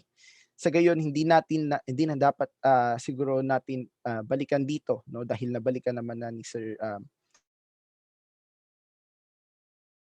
Dr. Biong kanina, no, yung mga batayang impormasyon ng kanyang buhay. Malinaw na siya ay edukado at dumating ang yugto ng kanyang buhay noong dekada 1880 na nararapat siyang gumawa ng kasaysayan ng mga Indio/Filipino. Batayang kaalaman sa pagsulat ni Rizal ng kasaysayan ang pakikipagsulatan niya kay Ferdinand Blumentritt, no, isang Austrianong guro na tanyag sa pag-aaral ng kultura at kasaysayan ng Pilipinas. Sa pagsasakasaysayan nito ni Ocampo, matapos ng Noli Me Tangere noong 1887, nagsimula ng magnilay si Rizal, no, mag-isip si Rizal hinggil sa kasaysayan. Subalit, mapapansin din sa Noli Me Tangere na mayroon namang pagtingin na si Rizal sa kasaysayan bilang kasangkapan sa kaliwanagan sang-ayon sa pangyayaring kasama ni Pilosopo Tasio na mamaya ay tatalakayin natin mamaya. No, gayunpaman, ito yung pinakapundasyon ng anotasyon kay Rizal. Ito yung liham ni Rizal kay Blumentritt. Sabi dito ni Rizal, ang iba ay sumusulat ng kasaysayan upang iangat o pagkapurihin ang diwa o spirit ng kanilang nasyon, upang maliitin o ibaba ang kanilang kaaway. Ang iba ay upang suportahan ang mga opinyong pampolitika, panrelihiyon o panteorya gamit ang kinikilalang tunay sa kasaysayan or historical facts na kanilang inangkop at binawasan, kanilang inaangkop, no, at binabawasan upang maglingkod sa kanilang hangarin or convenience. So, malinaw kay Rizal na etong mga Espanyol, hindi sila lamang nagsusulat ng historicities, no? Kundi para kay Rizal, ang mga Espanyol sinusulat ang kasaysayan ng Pilipinas, may pagbawas, no? Sabi nga niya dito, upang maliitin ang mga Pilipino o kaya ibaba yung kanilang kaaway. Of course, ang kaaway nila, mga ilustrado, no? At yung mga Filipino din, no, sa madaling sabi, mga Indio pala, no, sinusuportahan nito yung mga opinyong pampolitika, panrelihiyon, panteorya, no, gamit ang kinikilalang tunay sa kasaysayan. So, tiyak na isinaad ni Rizal na ang kasaysayan ay tinitingnan niya bilang isang kasangkapan upang mag-angat, no, kaya na sinabi niya kay Blumentritt, o magmapuri ng diwa ng nasyon o magmaliit o magbaba ng kanilang kaaway. Ginamit ani ni Rizal, no, ng mga ganitong entidad, particularly ng Spanish Colonial Empire, no, if ida-decode pa natin ang mga kinikilalang tunay sa kasaysayan or historical facts na minsan ay binabawasan pa upang maglingkod sa kanilang tunguhin. Okay, gaya ng nasabi na, tinukoy ng mga Espanyol ng kanyang panahon ni Rizal, no, panahon ni Rizal, ang kasaysayan ng Pilipinas bago ang kanilang pagdating bilang panahon ng dilim, no? Yun yung pre-colonial Philippines sa kanila, sa mga Espanyol. Madilim daw ang ating lipunan. Dahil sa kawalan ng tunay na relihiyon, maging sa kawalang sibilisasyon. Sa isa pang liham ni Rizal kay Blumentritt, kinuha niya ang isang pahayag ng isang manunulat na Espanyol tungkol sa Pilipinas. Ayan yung quote, no? Alam natin tayong mga nanirahan dito kung ano ang halaga ng isang Indio at kung ano siya. Sawing palad, habang buhay na naghihirap at walang tutol na taong nabubuhay ng masaya hangga't hindi natin sila papansinin, no? So para dito kay Rizal ay isang insulto ito sa mga Indio, sa kanila, no? Kay Rizal, ang pahayag na ito ay malinaw na pagbabaluktot sa kanilang isinasaad na ang mga Indio ay nabigyang sibilisasyon ng Espanyol. So para kay Rizal, ironic itong pahayag dahil sinasabi ng mga Espanyol, sila ang nagbigay ng sibilisasyon sa Pilipinas. Kung sila nga ang nagbigay ng sibilisasyon sa Pilipinas at ganito pa rin ang mga Pilipino, ang mga Indio, para kay Rizal, hindi ba problematiko iyon, no? So, pinatunayan lamang sabi ni Rizal, pinatunayan ng mga Espanyol sa kanilang mga sariling salita na ginawa nilang sawimpalad at pinalala nila ang kalagayan ng mga Indio sa pamamagitan ng kolonisasyon dahil ang mga Indio ay nabuhay noon ng maligaya hanggang hindi sila pinansin ng mga Espanyol. Kaya ulit, no, sa liham niya kay Blumentritt nang maglathala siya ng akdang pangkasaysayan ng mga Indio, sinabi niyang ito ay upang ihandog ang bagong edisyon sa publiko, higit sa lahat sa mga Filipino. No? Ginagawa ko ito para sa aking bansa lamang dahil ang akdang ito ay hindi makapagbibigay sa akin ng dangal ni salapi. Makikita kung paano hinikayat ni Rizal si Blumentritt na sumulat ng kasaysayan ng Pilipinas. Kung bakit si Blumentritt sinaad niya na ang kasaysayang susulatin niya ay hinusgahan mula sa pamantayang walang kinikilingan. So para kay Rizal, objective itong si Blumentritt. Dahil wala namang interes ang Austria sa Pilipinas and at the same time, foreigner itong si Blumentritt. No? At sabi pa niya, kung siya daw ang gagawa, kung si Rizal daw ang gagawa, pagsuspetsahan yung diwa niya, no? Yung diwa ng kanyang pagkiling or partisan spirit. No? Kaya ayaw niyang gumawa as much as possible. So aminado si Rizal na wala siyang ganoon ding kaalaman hinggil sa kasaysayan ng mga Indio o Filipino kumpara kay Blumentritt. Wika niya, hindi ako nakapagbasa ng maraming aklat tungkol sa bansa or country or pais at ang aklatang Espanyol ay sarado sa akin. No, ano pa man gumawa si Rizal or tinanggihan ni Blumentritt si Rizal dahil nga sabi ni Kibuyen, marahil ito daw ay itong trabaho daw na ibinibigay ni Rizal kay Blumentritt ay para dapat sa mga Filipino. Okay, so bibilisan ko na lang. No? Ito yung mga naging pahayag ni Rizal kay Blumentritt. No? Sabi ni Rizal, gusto niyang umalis ng London matapos niyang basahin lahat ng mga aklat at manuskrito tungkol sa Pilipinas. Gusto daw ni Rizal na maging Filipino Blumentritt.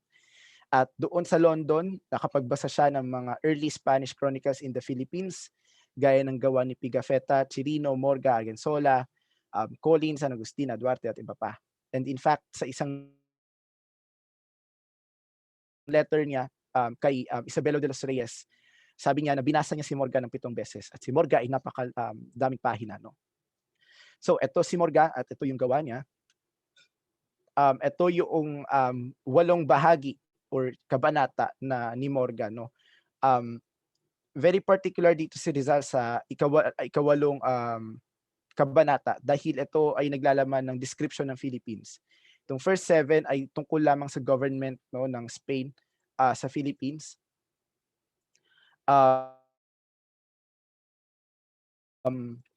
Kaya ayan, particularly mas maraming account si Rizal dito sa chapter 8. Though may account din siya doon, no, annotated din yung first 7 chapters. So ano nga ba yung mga dahilan sa pagpili ni Rizal kay Morga? Ayon kay ayon kay Ambeto Campo, no, noong 1998, sinasabi niya na mayroong 5 salik kung bakit pinili ni Rizal si Morga out of Pigafetta, Chirino, Argensola, Colin at iba pa, no? Dahil ayon kay Ocampo, mas malapit sa panahon ni Morga ang mga unang taon na pagtatagpo ng mga Indio at Espanyol. Ibig sabihin, etong si Morga nagsulat siya noong latter years ng 16th century, no? At para kay Rizal ay closer ito, no? Kahit papaano ay fresh pa yung pre-colonial Philippines, no? At noong yung pangalawang salik ayon kay Ocampo ay bihira nga lamang daw yung tala ni Morga. Ibig sabihin very rare yung tala ni Morga na yon noong panahon ni Rizal. Pangatlo, hindi religious friar ito si Morga, kundi doktor siya, no? Doktor at abogado rin, no? Kaya para kay Rizal mas objective itong si Morga dahil hindi ito nababahira ng religious biases, no? So, kaapat, mas may simpatya daw si Morga sa mga Indio kumpara sa mga relihiyosong mananala. Ikalima, saksi at kalahok si Morga sa mga pangyayaring iyon. So therefore, primary source itong si Morga para kay Rizal, no? Kaya pinili ni Rizal si Morga. Now, ang naging full title ng akda ni Rizal, no, ng anotasyon ni Rizal kay Morga ay yung Sucesos de las Islas Filipinas por el Dr. Antonio de Morga, obra publicada en México en el Atlo de 1609, nuevamente sacada a luz y anotada por José Rizal y precedida de un prólogo del Prof. Fernando Blumentritt. So napakahaba ng title niya. So, ilan sa mga napansin ni Dr. Kibuyen, no, dito sa anotasyon ni Rizal kay Morga ay yung sinadyang paggamit ng Filipino ni Rizal. Again, ang Filipino during those times ay pumapatungkol lamang sa mga full-blooded Spaniards na ipinanganak sa Pilipinas. Pero kay Kibuyen, sinabi niya na may idea na si Rizal, no, ng pagiging Filipino. Ang Filipino kay Rizal ay tumutukoy din sa mga Ita, sa mga Negrito, no, kaiba doon sa terminology ni Pedro Paterno, no. At sabi din ni Rizal, sabi din ni Kibuyen, no, mahalaga dito yung account ni Rizal, no, sa kamatayan at pagwasak ng lipunang Indio ng mga Espanyol. Meaning to say, kapansin-pansin dito na kung paanong inatake ni Rizal, no, yung kamatayan, or kung paano pinatunayan ni Rizal yung kamatayan at pagwasak ng mga Espanyol sa lipunang Indio, no, dahil nga ang argumento ng mga ilustrado during the Spanish colonialism, nagkaroon tayo ng dilim. At para kay Rizal, ito yon, no. Bakit? Nagkaroon tayo ng depopulation, ibig sabihin kumonti yung ating populasyon nung pumunta dito yung mga Espanyol, no. Titingnan natin 'yan. So, isa dito yung sa mga naging account ni Rizal ay yung ito yung ibig sabihin ng annotation pala, no. Ito yung annotation, meaning to say mag-footnote si Rizal doon and sasabihin niya na magpapaliwanag siya ng kaunti or kahit marami, no. Isa dito yung pagiging slaves, no. Sabi niya dito na yung kumbaga ang idea dito ay magkaiba yung pagiging slave sa West and pagiging slave sa Philippines, no. Bakit? Kasi sabi niya dito, account ni Argensola, ginamit niya account ni Argensola, kumbaga early Spanish colonial narrative. Sabi niya na yung mga alipin dito sa Pilipinas ay kumakain kasama ng kanilang mga master or pinuno, no, and married into their family. So kaiba ito sa alipin ng West na mahirap talaga pag naging alipin ka sa West, no. So ayan din. Tapos nandyan din yung argument ni Rizal na yung kumbaga pagkakaroon ng dilim ng Pilipinas, no, particularly dito, isang example dito yung sa island ng Luzon, no. Sabi nga na these islands have also retrograded, no? Kumbaga nag-deplete. And ito rin sa isang probinsya, no, dito sa Manila and yes, Pampanga, no. Sabi dito, this province has decreased so greatly in population and agriculture a half century later that Gaspar de San Agustin said, no. Ayun na yun. Ang idea ni Rizal, no, sa pag-annotate niya dito kay Morga ay mapatunayan, isang idea niya sa pag-annotate kay Morga, mapatunayan niya na ang mga Espanyol ay nagdulot ng kawasakan pagkamatay ng maraming Indio. Okay? So, napatunayan niya ito sa pamamagitan niya ng pag-annotate kay Morga. So, according kay Ocampo, paglilinaw ni Ocampo na hindi lahat ng anotasyon ni Rizal kay Morga ay tama o totoo, lalo na o napatunayan na, lalo na sa kasalukuyang mga pag-aaral, no. Isang halimbawa dito yung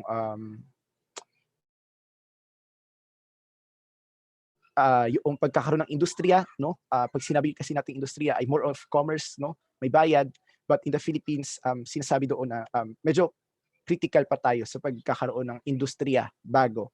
Bagamat meron tayo, kinikilala natin yung ating kasaysayan na meron tayong sophisticated engineering sa mga bangka, no, sa mga barko, bangka natin, karakoa, no.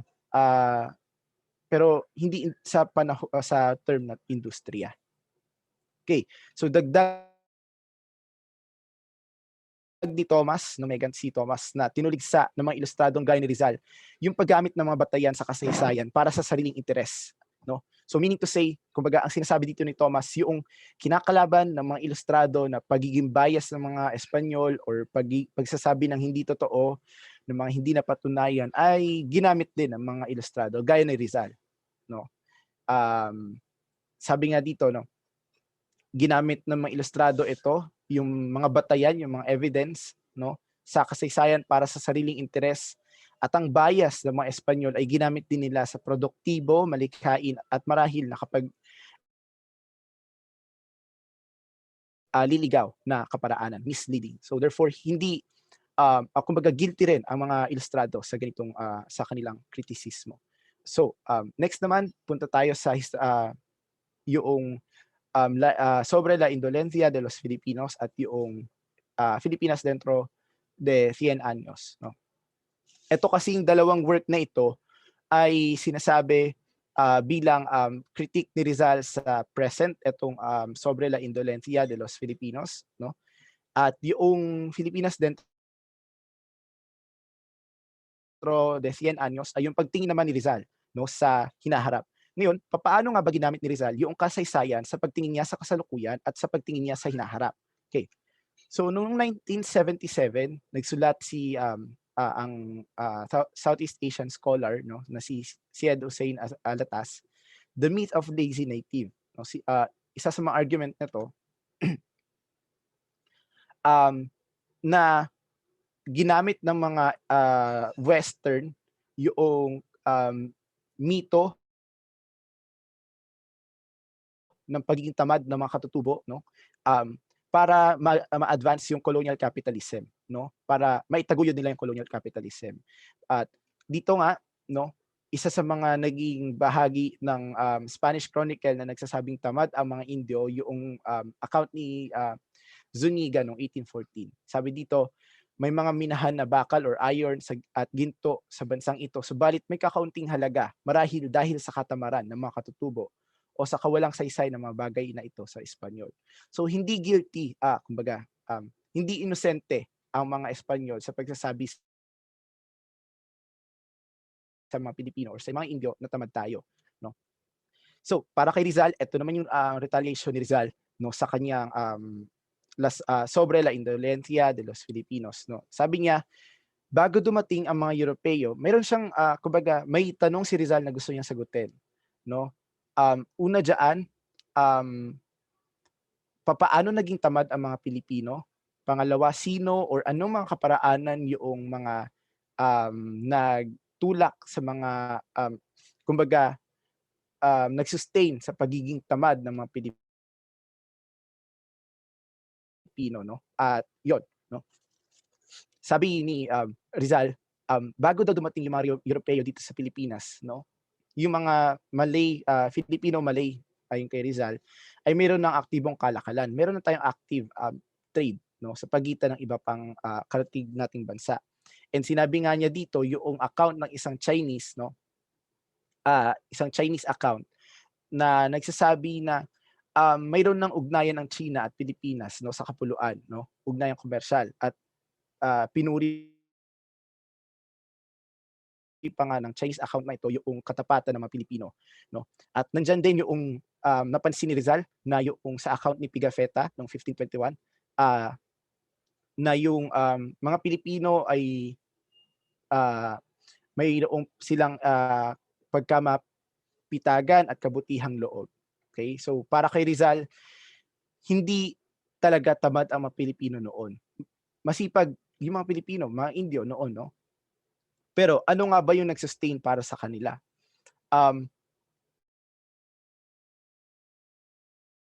Yung mamaya matutunghayan natin diyan. Ito pa yung isang ilan pang bahagi ni Rizal dito sa La Indolencia, no? Yung lahat ng kasaysayan ng mga unang taon ng pananakop ng mga Espanyol sa madaling salita, sagana sa mahabang tala tungkol sa industriya at agrikultura ng mga katutubo, ay mga bagay na naengkwentro sa bawat hakbang at kung isa sa alang-alang ang mapanahon at kondisyon ng mga ito, ay nagpapatunay na mayroong buhay, may gawain, may paggalaw sa dating Pilipinas. No? Kaya para kay Rizal, again, yung argumento niya na yung ekspedisyon ng mga Espanyol dito sa Pilipinas ay nakamamatay. Hindi lamang sa physical, no, kundi sa moral energy, no, and material energy ng Pilipinas. Okay, so siguro skip na natin ito, no, dahil mayroon ding racism. Ang gusto lang sabihin dito sa slide na ito na mayroon ding racism si Rizal. Nandiyan yung pirata sa timog na ano niya na regards niya sa mga Muslim pirates, no. And nandiyan din yung si Paterno na nagsasabing hiwalay yung sibilisasyong Pilipino mga Ita at Negrito dahil sila di umano ay backward, no. Sorry, ang init dito. Ngayon, punta naman tayo sa kung paano ginamit ni Rizal ang kasaysayan sa Pilipinas dentro de 100 años, no. Ang gamit niya dito, sabi niya dito, para mahulaan yung tadhana ng isang bansa, mahalagang buksan, no, yung aklat, no, na nagsasalaysay ng kanyang nakaraan. So ginamit ni Rizal yung nakaraan para mag-predict ng future. Not necessarily prophecy, but to predict lamang, no, batay sa mga nangyayari. At isa sa mga tanong niya dito, magpapatuloy bang maging kolonya ng Espanya ang Pilipinas, no? Para kay Rizal, sabi niya sa madaling sabi sa makatuwid, ang pagsulong at pag-unlad ng moral ng Pilipinas ay hindi may iwasan. Para kay Rizal, hindi natin may iwasan na kumbaga isuppress yung yung morality ng mga Pilipino. Kundi darating sa punto kung kikilalanin ng Espanya ang Pilipinas, no, na yung maraming karapatan na demand ng mga Pilipino, no, baka tumagal pa tayong colony ng Spain.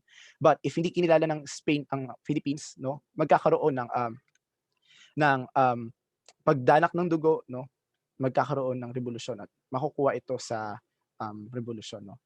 So, sabi dito ni Rizal, hindi nagtala ang kasaysayan sa mga tala nito ng kahit anumang nanatiling pamumuno. So, nire-remind ni Rizal dito yung Spain na walang kahit anong entity ang tumagal, no, na ang pamumuno ay sa magkaibang lahi.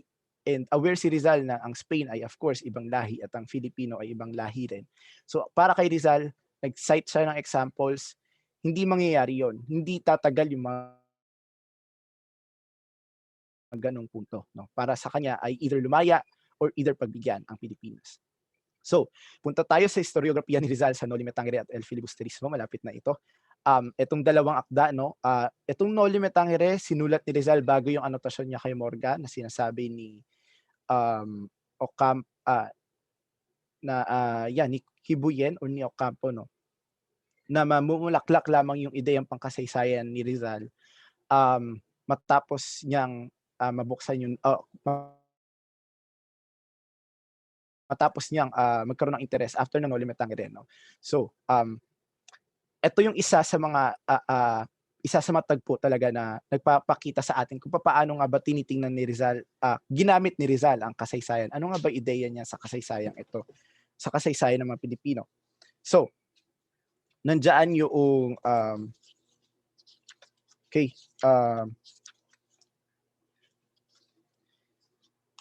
nandiyan yung isang kabanata, no, ng Noli Me Tangere. I think ito ay chapter 25. Ito yung saglit lang.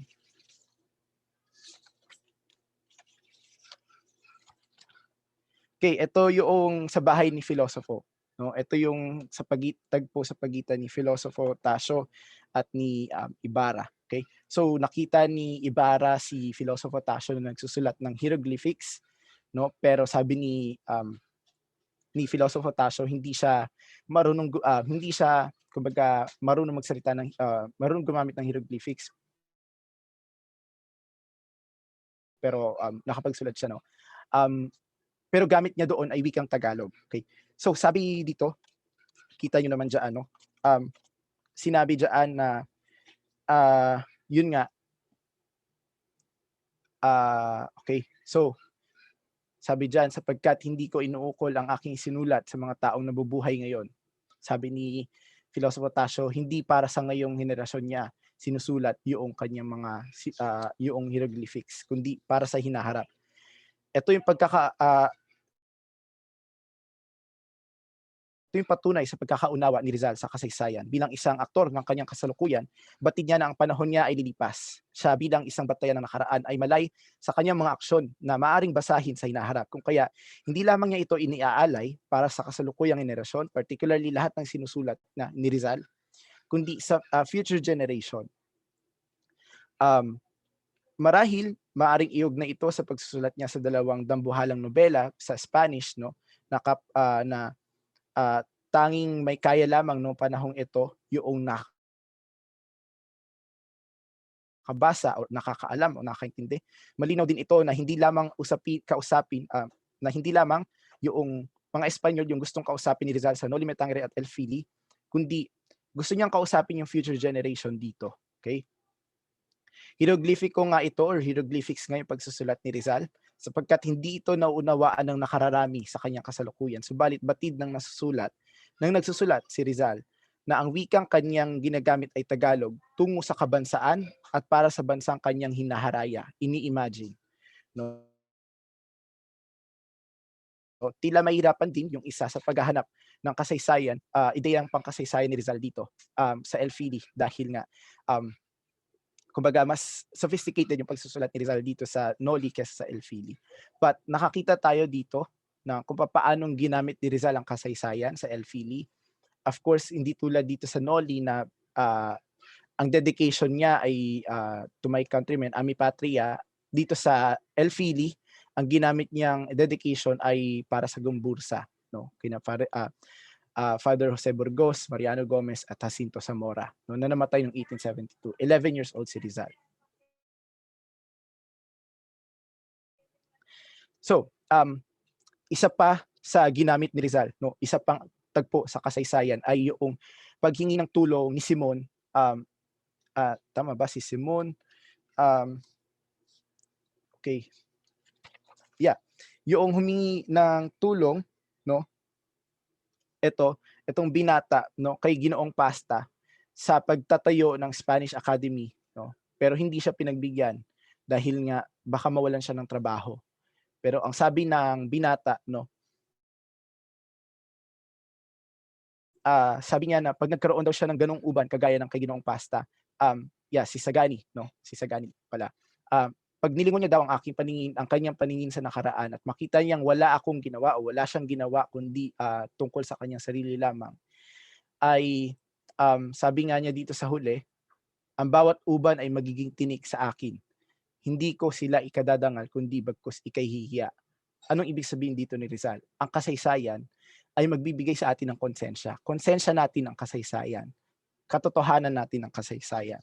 Okay, so ganun lang ang sinasabi ni Rizal dito. No? Ngayon, magkaroon tayo ng conclusion dahil I think nag-overtime na ako. Mahalaga yung kasaysayan para kay Rizal. No? Hindi lamang ito basta pangyayari para sa kanya, kundi isang pangyayaring may aral at katotohanan. At some point ay konsensya nga raw itong maituturing.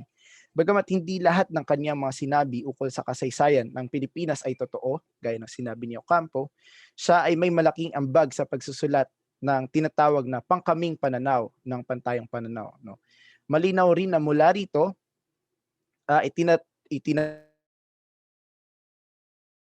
naguyod niya ang naratibo ng hinaraya niyang bansa or inimagine niyang bansa. Ang nakaraan, kasalukuyan at hinaharap.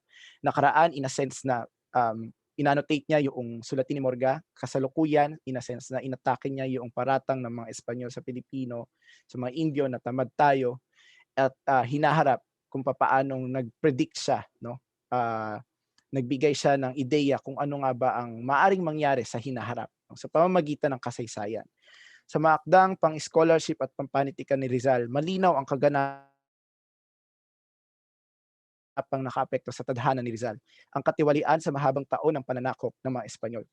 Sa epekto ng kolonyalismo hindi lamang sa kanyang sarili, kundi sa mga bansang itinuturing niya. Ginamit niya ang kasaysayan upang magbigay liwanag sa mga paratang ng mga Espanyol. Kay Rizal, at gamit ang kasaysayan, may sibilisasyon ang mga dating Pilipino at hindi sila likas na tamad. Gamit ang kasaysayan, pinatunayan niya at ng iba pang ilustrado na kaya ng mga tinitingnan ng mga Espanyol na mababang uri ang lumibel sa kanila.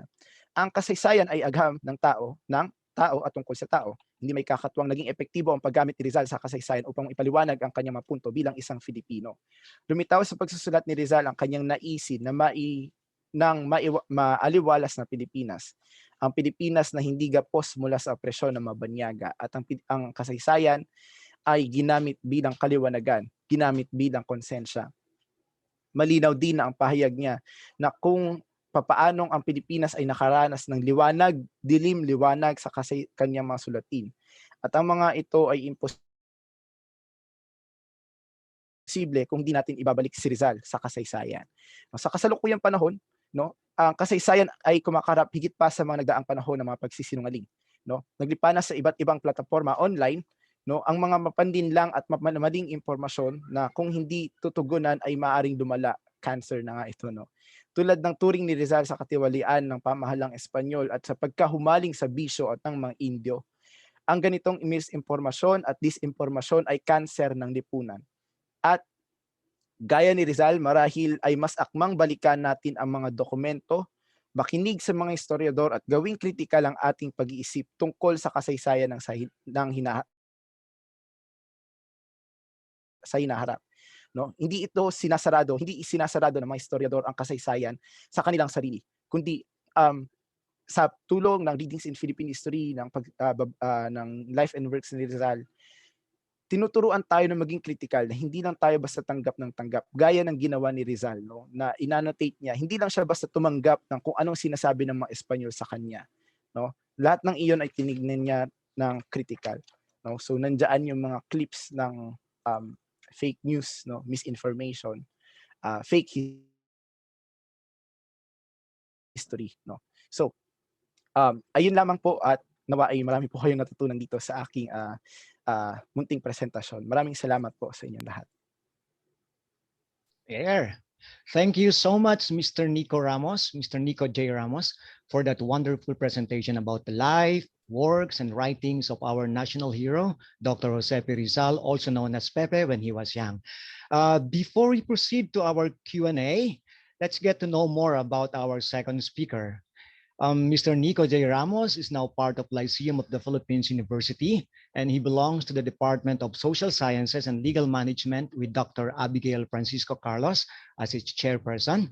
And Mr. Ramos teaches the life of Jose P. Laurel and the life and works of Jose Rizal subjects. He finished Bachelor of Arts in History from Polytechnic University of the Philippines, Manila. And to all his students who are part of this webinar now, listen. Mr. Ramos graduated with great praise or Latin honors, magna cum laude, with a general weighted average of 1.43 and was an active participant of the PUP Department of History's activities. At present, Mr. Ramos is taking his Master of Arts in History at the College of Social Sciences and Philosophy, University of the Philippines, Diliman. He is now busy doing research on disability history of the Philippines and history of visual representations. Ladies and gentlemen, a very energetic virtual clap for Mr. Nikko J. Ramos. Thank you so much, Mr. Nikko J. Ramos. And now, dumako na po tayo sa isa sa mga hinihintay na bahagi ng webinar na ito upang magkaroon ng mas malalim na paglilinaw pa sa mga paksang tinalakay ay narito na ang malayang talakayan, kung saan ay maaari na tayong magtanong sa ating mga panauhing tagapagpanayam. Maaari kayong magtanong through our chat box at ito ay babasahin na lamang later or diretsong magtanong dito. Ilahad lamang po ang inyong pangalan at sabihin directly ang inyong mga katanungan. So here it is, guys. Malayang talakayan. Okay, may reaction po agad dito. Miss Sullivan, Monica Sullivan has a question, please. Take it away, Miss Monica Sullivan. Magandang hapon po. Ayan po. Para po sa ating dalawang tagapanayam, unang-una po pagbati at pasasalamat po sa napakamabungang pagdedetalye po ng mga impormasyon na ilahad niyo po sa amin. Ang akin pong katanungan para kay Dr. Biong, para po sa ating unang tagapanayam, ay bagamat ito pong aking katanungan ay narinig ko ng makailang ulit po sa inyo kanina. Pero gusto ko po sanang papaigtingin pa natin yun pong inyong binanggit para po sa maging matibay na balag o panghahawakan ng ating mga mag-aaral sa kung paano po sila tumatahak ng kanilang pamumuhay sa ngayon. Talamak hindi lang physical ang ating problema, emosyonal at mental. Ang aking pong katanungan, sa lahat po ng inyong nailahad, alin po ang masasabi niyong pinakamaigting na kaisipan ni Dr. Rizal na lumipas man ang ilang pang henerasyon at panahon ay mapanghahawakan natin hanggang sa mga susunod pang pamumuhay po natin. Yun po. Para naman po kay Professor Nikko Ramos, gusto ko pong pumihit ang ating mesa sa pamamagitan ng pagtingin sa panitikan. Alam po natin na ang inyo pong forte o yung pong craft na mayroon kayo ay ang history o kasaysayan. Nabanggit niyo po kanina na ang Noli Me Tangere ay pagpoprograma sa kaisipan ng ating mga ninuno ng panahon ni Dr. Rizal sa kung paano po ibinalik at paunti-unting pinulot ang piraso ng pagkatao natin para po yung ating historical amnesia ay mapunan.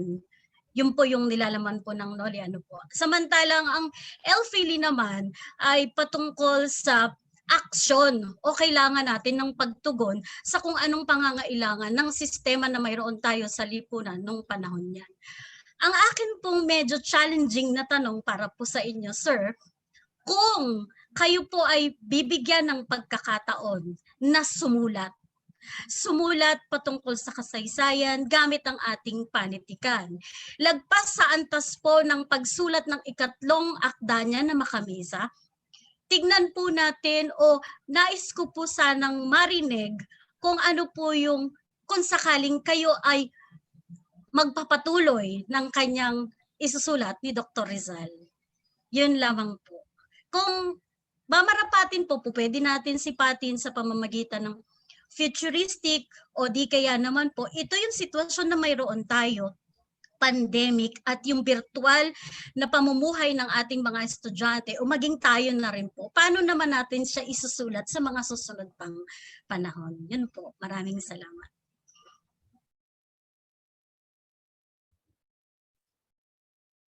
Okay. Napakalalim ng tanong. Akala ko you're asking Jose Rizal himself. Okay po, sa ating panelist, Dr. Biong and Mr. Nikko Ramos. Okay, salamat po ma'am, Ma'am Monica. So, kung ako po ay papipiliin kung ano yung quote ni Rizal na pinating immortalize, no? Yun po yung ang kabataan ay ang pag-asa ng bayan. So, hindi na po natin to pwedeng hindi na po pwedeng i-disregard kasi lahat naman po tayo naging professional upang turuan natin ang kabataan kasi wala naman pong papalit sa atin kundi yung kabataan. In fact, ang mga I think 90% or 95% of our participants here ay kabataan. So, tayo po ay nag-share ng ating knowledge sa kanila tungkol kay Rizal, sa idea ni Rizal, kung ano ang nangyari noon, para naman po sa kanila. And hindi naman po natin pwedeng angkinin ang knowledge, no? We cannot profess knowledge talaga that's ours. Kasi once we learn, our objective is to teach and to let others learn. Hindi natin pwedeng angkinin yan. So kailangan natin i-share sa kabataan kasi sila naman Kasi we know that they are hungry for knowledge. So pag sila ay natuto from us, no? Hopefully, sila naman din ang gagawa niyan in the future. Tuturuan din nila ang mga kabataan. So kung ano pang estado ng buhay ng tao, sinasabi natin na ang pag-asa talaga ng bayan ay ang kabataan. Kaya kung nalilihis yung landas ng kabataan, kailangan nating ayusin, kailangan natin straighten using the different approaches ng social science and even hard science. So again, para sa akin, yun talaga ang pinaka-the best na nasabi ni Rizal, no? Ang kabataan ay ang pag-asa ng bayan. Sana ang ating kabataan na nanonood ngayon, isipin talaga nila na sila ang dapat nating i-mold para sa future, no? Para sa kabutihan ng ating bansa at ating pamayanan. Maraming salamat po. Okay po. Yung sa akin naman po, very challenging yung question po ni Miss Monica. Kung ako mismo magsusulat ng panitikan, no? At tama po ba, ma'am, kung ako po mismo magsusulat ng panitikan po? Opo, sir. Opo.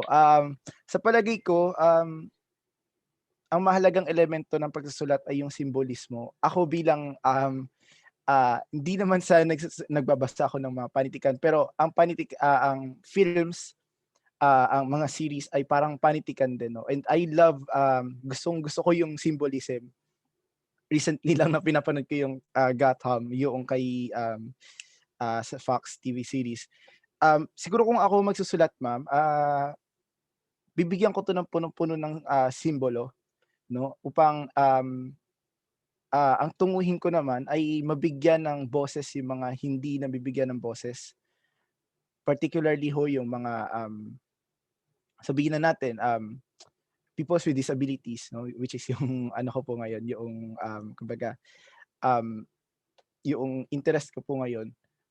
Kung paano po yan ay of course hindi ko lang sila i-inline sa kung paano dapat i-establish yung identity, bakit of course hindi sa wala akong physical disabilities or mental disabilities, but it's not for me to hindi para sa akin na magbigay ng ganoong mga identidad, kundi at least kahit papaano sa teorya ay makatulong ako sa kanila na kailangan din nilang kumbaga in themselves ay kumilos, no? Not in a sense na literal na pagkilos, kundi kumilos tungo sa pag-construct ng identity nila. Yes, we have the different voices in our society. Meron tayong mga labor voices, mayroong LGBTQ voices, mayroong iba't ibang boses. But can we hear those who cannot can we hear those people who cannot sing themselves? Can we hear those people who cannot see themselves, who cannot speak for themselves, no, literally and figuratively, because the systemic challenge, no, sa kanila. And I think that's one of the very good thing na gusto kong or maaari kong gawin if ever na maging literature writer ako. And very important ang literature sa pagbibuild ng isang identity ng community. And in several literatures, no, scholarship ay natunghayan natin kung paanong nag-build up ang Filipino identity through literature. Nandiyan sila Caroline Howe, Benedict Anderson at napakarami pang iba, no, na sumubok na magbigay ng pagkakakilanlan sa kung ano ang Pilipino, ano ang elite, ano ang Indio, ano ang masa, sino ba sila, bakit ba sila kailangan, bakit ba sila nandyan. And literatura, ang panitikan, gaya ng ginawa ni Rizal, na yun nga po, pinulot yung mga piraso ng kasaysayan na hindi si Rizal ang sumulat, hindi ang mga Pilipino ang sumulat, kundi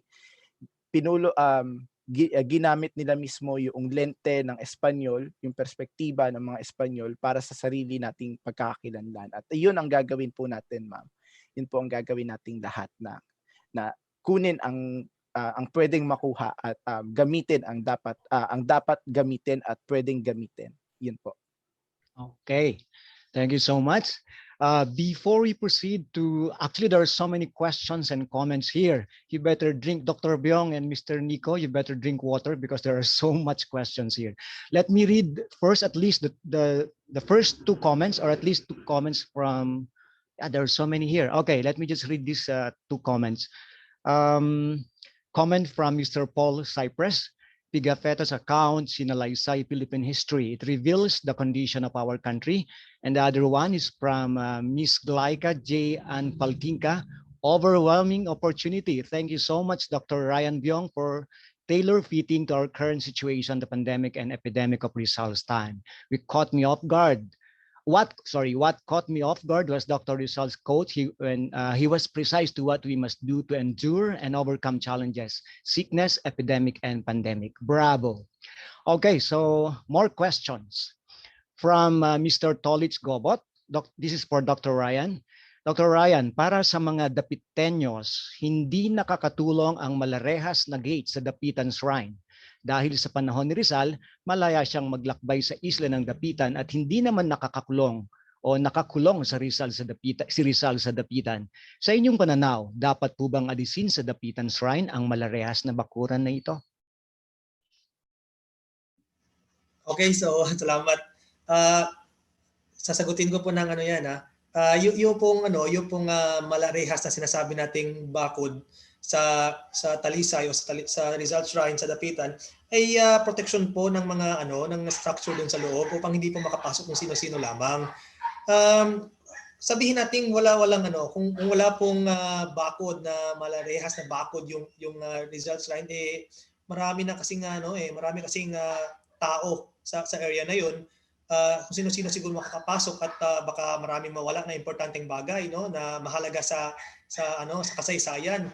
Sabi nating replica ang karamihan doon, pero at least ma-preserve natin yung historical fact or image ng Dapitan. So kailangan natin ng bakod, kahit sarili nating kahit sa ating bahay may bakod tayo para iwasan natin yung pagnanakaw. So ganun lang yun, kailangan natin ng bakod para maprotektahan ang ating isa sa mga national Rizal Museum or Rizal Shrines dito sa Pilipinas, dahil marami po ang pupunta dyan na mga turista. So protektahan natin, lagyan natin ng bakod.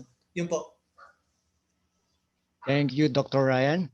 Okay, this one is for Mr. Ramos. Who do you think is realistic or idealistic in their times, Rizal or Bonifacio? Side situation or situations which portray or portrays Rizal or Bonifacio to that particular belief system as a realist and or idealist. Mr. Ramos.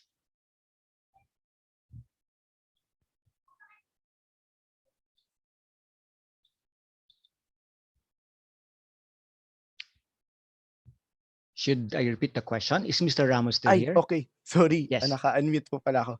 Okay. Thank you po sa question po. With regards po sa idealism and realism ni Rizal versus Bonifacio, I think it's not for me to decide. You read the facts and you magbabasa ka ng kung ano talaga yung sinulat nila. Maybe makapagsabi ako na si Rizal ay idealist, si Bonifacio ay realist, but it's a matter of interpretation whether kung sino ang mas bayani sa iyo, kung sino ang mas may katuturan sa iyo, it's a matter of interpretation. But let's say hindi ito matter of interpretation. Let's say ito ay matter of facts,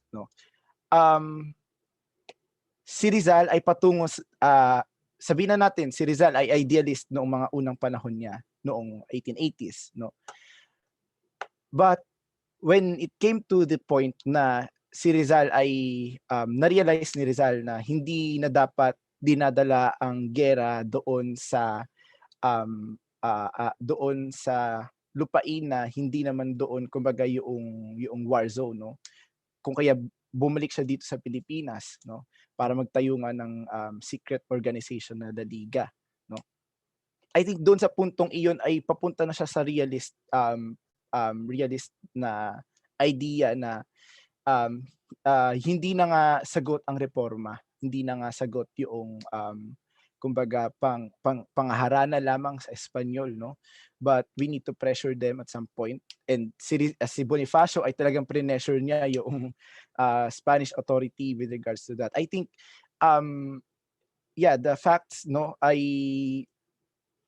nagsasalita para sa nagsasalita ang mga fact sa atin, but it's up to us yung question whether realist or idealist ay matter of interpretation, no, and sa interpretation ay kailangan may batayan. So but for me personally, no, paparating na si Rizal sa realist status noong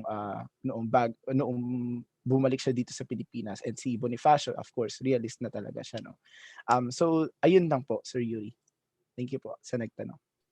Thank you so much. This one is for both of you, Mr. Nikko and Dr. Biong. Sino para sa inyo ang higit na dakila? Si Bonifacio ba or si Dr. Rizal? Please answer separately.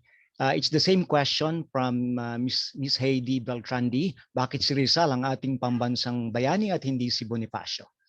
Alam naman natin na siya ay may lahing inchik. Inchik talaga. Totoo ngang nakipaglaban siya gamit ang panulat. Bakit mas matimbang yon kaysa himagsikan? Sino po mauna? Sir Ramos. Okay, please, Okay. Dr. Biong. Okay, sige po. Ako na lang po siguro mauna. Okay. Si Sir Biong. Okay po. Doon din po sa question whether kung sino ba talaga ang bayani, si Rizal o si Bonifacio, no. Again, matter of interpretation po ulit 'yan. Sa history po kasi ay maraming nagsasabi na ito dapat ang sundin, ito dapat ang tama, no. But the facts, no, ay magsasabi na parehas naman silang bayani, no. Ito yung problem noong mga post-war na pinaglalaban si Rizal at si Bonifacio. Bakit? Kasi gaya ng question kanina, si Rizal ay idealist at si Bonifacio ay realist, no. For me, bayani sila pareho. Subalit, in terms of kumbaga, in terms of ideas, siguro lumamang si Rizal ng napakarami. Bakit? Kasi napakarami niyang sinulat, no, gaya ng sinabi natin kanina na nagkaroon na nga ng iba pang genre doon sa mga library natin na Rizaliana.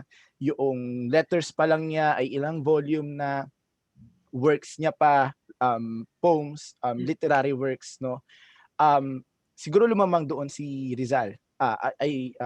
Totoo talagang lumamang si Rizal. But in terms of sabihin na natin sa pagbababa ng kumbaga pagbababa ng ideya ng revolusyon, ideya ng ng independence, ay panalo diyan si Bonifacio. Pagbababa nito sa regular people, sa masa. But ang question ay kung sino ang bayani, ay hindi naman ibig sabihin na lumamang si Rizal sa panunulat niya o lumamang si Bonifacio doon sa kanyang pagbababa ng ideya ng kalayaan sa ordinaryong tao ay mas bayani ng maituturing si Rizal o mas bayani ng maituturing si Bonifacio.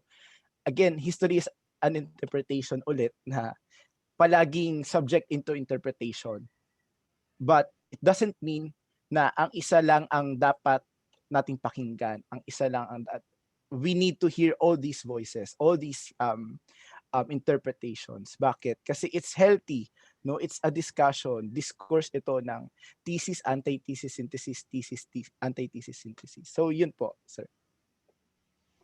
Okay, so much, sir. Yes, please. Yeah, I agree with Professor Ramos, no. Nasa atin pong nasa atin pong puso kung sino yung ating i-consider na bayani. Kung atin na pong tatanungin si Andres Bonifacio kung sino yung kanyang bayani, talagang sasabihin niya si Dr. Rizal. Kasi diba, biglang pumasok sa pahina si Andres Bonifacio nung nabasa niya ang Noli Me Tangere at ang El Filibusterismo ni Rizal, diba, parang sulatin. Kaya siya parang na-impluwensyahan siya noon. So para sa akin kasi ang ang pagkabayani ay dapat meron kang impluwensya at inspirasyon. Just like Rizal, kung tatanungin mo siya, ang kanya namang mga bayani ay ang gumburza, di ba? So hindi natin pwedeng sabihin na dapat ito lang ang bayani natin kasi ang ating mga bayani may bayani rin sa buhay nila. Kaya nga lang dahil sa political jealousy at political struggle ay nagkaroon tayo ng hindi magandang pagkakaunawa sa pagiging bayani ng isang tao, just like si Andres Bonifacio talagang nawala sa picture nung pumasok si Emilio Aguinaldo. In fact, hindi siya na mention sa akta ng deklarasyon, no? Yun lang ang pangalang Andres Bonifacio hindi mo makikita despite the fact na nasa yung foundation ng Katipunan na palaging mini-mention ni Emilio Aguinaldo sa kanyang sulatin. Yun, parang nawala. Para sa akin, depende sa tao kung sino ang iyong tuturing na bayani. Kasi may ibang tao naman kasi masyadong agresibo, ang tingin naman nila sa isang bayani ay dapat din agresibo. Kung naman ang isang tao ay edukado, tingin naman nila ang isang bayani ay dapat mag-share ng knowledge ay isang ring edukado. So, depende po sa atin yan. Sa second question, kung bakit si Rizal ay hindi nadeklarang national hero, legal basis, yun din ang sagot eh. Kasi may magre-react. Okay? May magre-react na siguro Bonifacio, magre-react na Aguinaldo, may magre-react na Apolinario Mabini. Pero the fact na meron tayong Republic Act number 1425, so nasama natin sa curriculum, no? Parang yun na yun eh. Parang yun na yun. Natuturing na natin na si Rizal ang modelo, okay? Ang modelo ng iba pang mga bayani at dapat nating sabihin nating gayahin dahil alam na natin na maganda ang kanyang idea para sa atin. In fact, sabi ko nga kanina, applicable ang kanyang mga ideas until today. Yan po. I do not know with Professor Ramos kung ano masasabi niya dyan sa question na yan. Salamat. Thank you so much. Okay, great answers. Okay, here's another one. The Renato Constantino. Wow, I love that. He's my favorite historian, past revisited, right? The Renato Constantino has written an article in the 50s about Rizal entitled Veneration Without Understanding.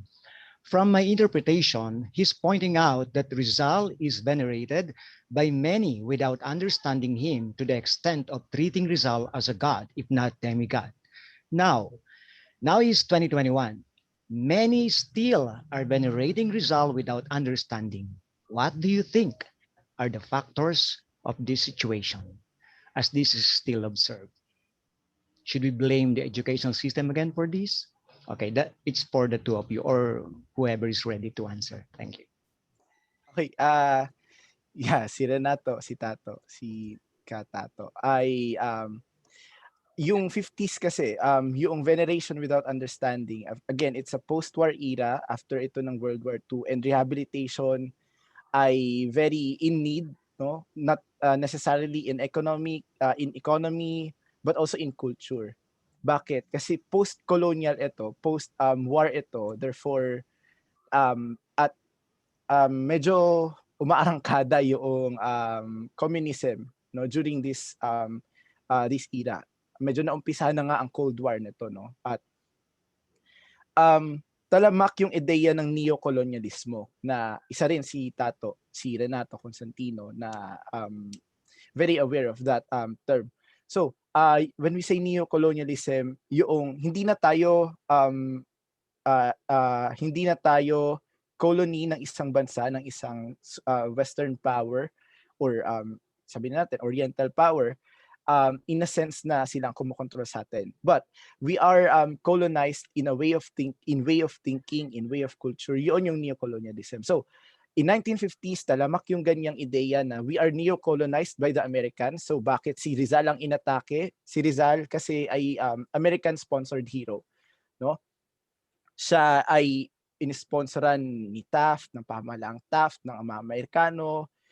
The same narrative. Bakit si Rizal? Kasi si Rizal is a man of peace, a man of writings, a man of etc. No? Lahat ng magandang bagay ay nakay Rizal at lahat ng pangit na bagay ay nakay Andres Bonifacio. But I think in the present times, no, yung level ng veneration kay Rizal ay hindi na the same as the level of veneration after the World War II or during the American colonial period. Bakit? Renato Constantino is also kumbaga latak iyan si Tato ng American colonial education system no? Tayo ay independent station tayo bagamat latak pa rin at may latak pa rin tayo ng western trace ng education system, but the same level of veneration kay Rizal without understanding ay hindi na katulad ngayon.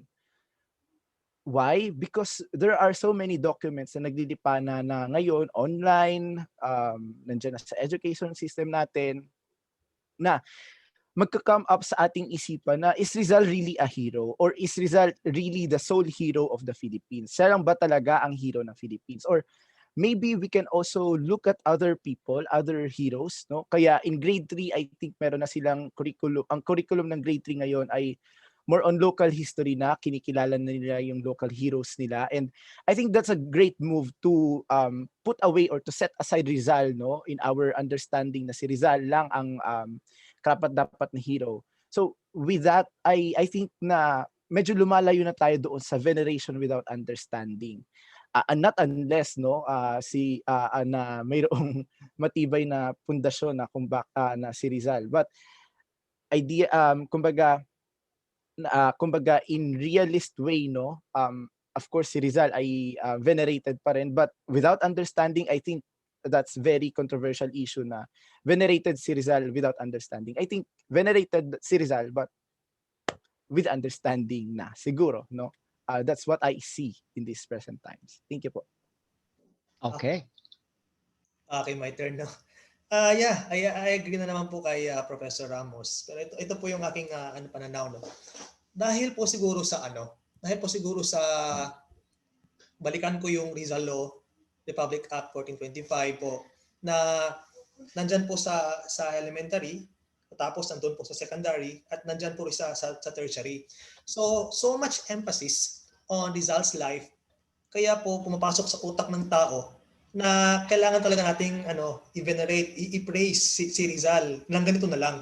So medyo nasa set aside, nagiging corner na lang po yung ibang heroes natin na malaki din ang naiambag sa ating kasaysayan. So hindi lang po si Jose Rizal ang dapat nating i-focus. Though yung RA 1425 naman po ay sinasabi natin kailangan ilagay natin sa curricula. Special no limitangat ng filibusterismo.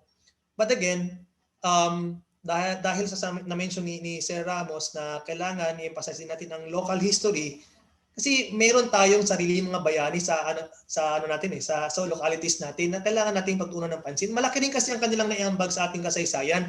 So, hindi natin sila pwedeng i-set aside. So, yung sinabi niya kanina na dahan-dahan ang nawawala yung veneration na ano ba yung set? Veneration na something without understanding. Without understanding, nang dahil sa social media and continuous research, naiintindihan natin kung ano yung dapat nating i-venerate, no, or not. So ang iba naman kasi after understanding, nag-shift sila ng ganun pala, di ba? So kailangan maintindihan natin kung ano yung tinitingala natin bago baka masunog tayo sa sarili nating paniniwala. Kaya intindihan natin ng maayos. So, yun lang po. Thank you so much. Okay, let us entertain more questions. There are so many questions here. It's a manifestation that really our participants listened well, very, very well. Okay, for Dr. Biong, ano po ang masasabi nyo na magandang natutunan ng mga taga-Zamboanga kay Dr. Jose Rizal sa panahon ng pananatili niya dyan? Okay? Ano ang magandang natutunan ng mga... Well, hindi ko naman po pwedeng sabihin para sa lahat kasi po hindi ko alam kung ano yung way ng ibang schools, no? Ang pwede ko pala po sabihin siguro para sa aming universidad marami po kaming naiambag na tuloy-tuloy po yung aming mga webinars din po, local webinars, at para mas maintindihan ng ating mga estudyante kung ano yung buhay ni Rizal, ang kanyang epekto sa ibang mga bayani at epekto sa kasalukuyang pandemya. So yan po, meron po kami mga series of webinar. So akin po masasabi na para sa akin, marami pong natutunan at grabe pong epekto ng aming lecture pero hindi po kami nag-stop dito, no? Kasi alam kong mahaba pa ang aming tatahaking landas para mas ma-emphasize namin yung importance talaga ng kabayanihan, not only of Rizal but other Philippine heroes as well. Yes. Thank you, sir. And this one is for Mr. Ramos. This one is from Mr. Wesley Alejo because others are anonymous. Okay. Magandang hapon po. There's a conspiracy theory about retraction of Rizal. Gawa-gawa lamang daw po ng mga Espanyol yung retraction at hindi daw po talaga nag-retract si Rizal. Totoo po ba ito? Okay. Yung issue ng retraction ni Rizal ay matatrace pa yan simula noong American period. No, yung unang sources na lumabas doon ay nagsimula noong American period. But lumayo na tayo doon dahil sobrang lipas na noon. So merong bagong lumitaw na sources, no? I think pinaliwanag ito nung last webinar natin kay Sir Jeff na itong I think nakalimutan ko yung tawag sa source na yon. Itong source na ito, itong compilation ng sources na ito ay compilation ng mga tala ng mga espiya, no? Noong nandito si Rizal, no, sa dapitan sa Fort Santiago, at of course espiya sila at susulat nila yung mga dapat isulat, no, na nakikita nila, and they were expected not to participate, to participate then in a scene, but of course kailangan nilang itago yung sarili nila as espiya, no? And doon sa mga particularly sa bagong nabasa ko na tungkol doon sa mga espiya, particularly sa work ni Dr. Rene Escalante, sinasabi niya doon na undeniably Rizal retracted. Why? Kasi because sources say so. Not unless the sources state otherwise, ay of course, hindi natin paniniwalaan yun. But sa ngayon, ayan po, Cuerpo de Vigilancia Collection, no? But, this is history na once na mayroong lumitaw na source na nagpapatunay, na mabigat na nagpapatunay sa ganitong paratang, of course, yun ang paniniwalaan natin. Not unless may bagong dumating na source na ay hindi pala. So, X na sa atin yun. But, the new yung bagong pananaw, no, or bagong hindi pala pananaw, bagong katotohanan, no, na lumitaw sa atin through the Cuerpo de Vigilancia ay nagsasabi na Rizal undeniably retracted. Yun po. Okay. All right. As much as I want to entertain more questions, okay, last two questions po tayo because we still have a lot of things to do. Okay, this one is for Dr. Biong. Sa ngayon po, kung buhay si Dr. Rizal, ganon pa din ba ang pananaw niya na hindi nga tamad ang mga Pilipino? What do you think, sir? Yes. No, siguro hindi naman din talaga tamad ang mga Pilipino. Kahit na tignan mo yung mga Pilipino sa ibang bansa, sila sila namamayagpag. In fact, sila ang pinipiling mga employees ng mga foreigners dahil napakagaling, no? Napakamasipag. The same thing as in the Philippines. Ganoon naman talaga. Siguro na-mention lang talaga ni Morga na ganoon yung mga Pilipino dahil nga iba yung sitwasyon noon. Yung buhay ng bukid, something like that. Yun yung na-mention niya eh. Buhay ng bukid na mga tao nagpapahinga dahil napakainit ng panahon. Iba yun noon, iba ngayon. So ngayon kasi kailangan magtrabaho talaga tayo or else tanggal ka sa trabaho.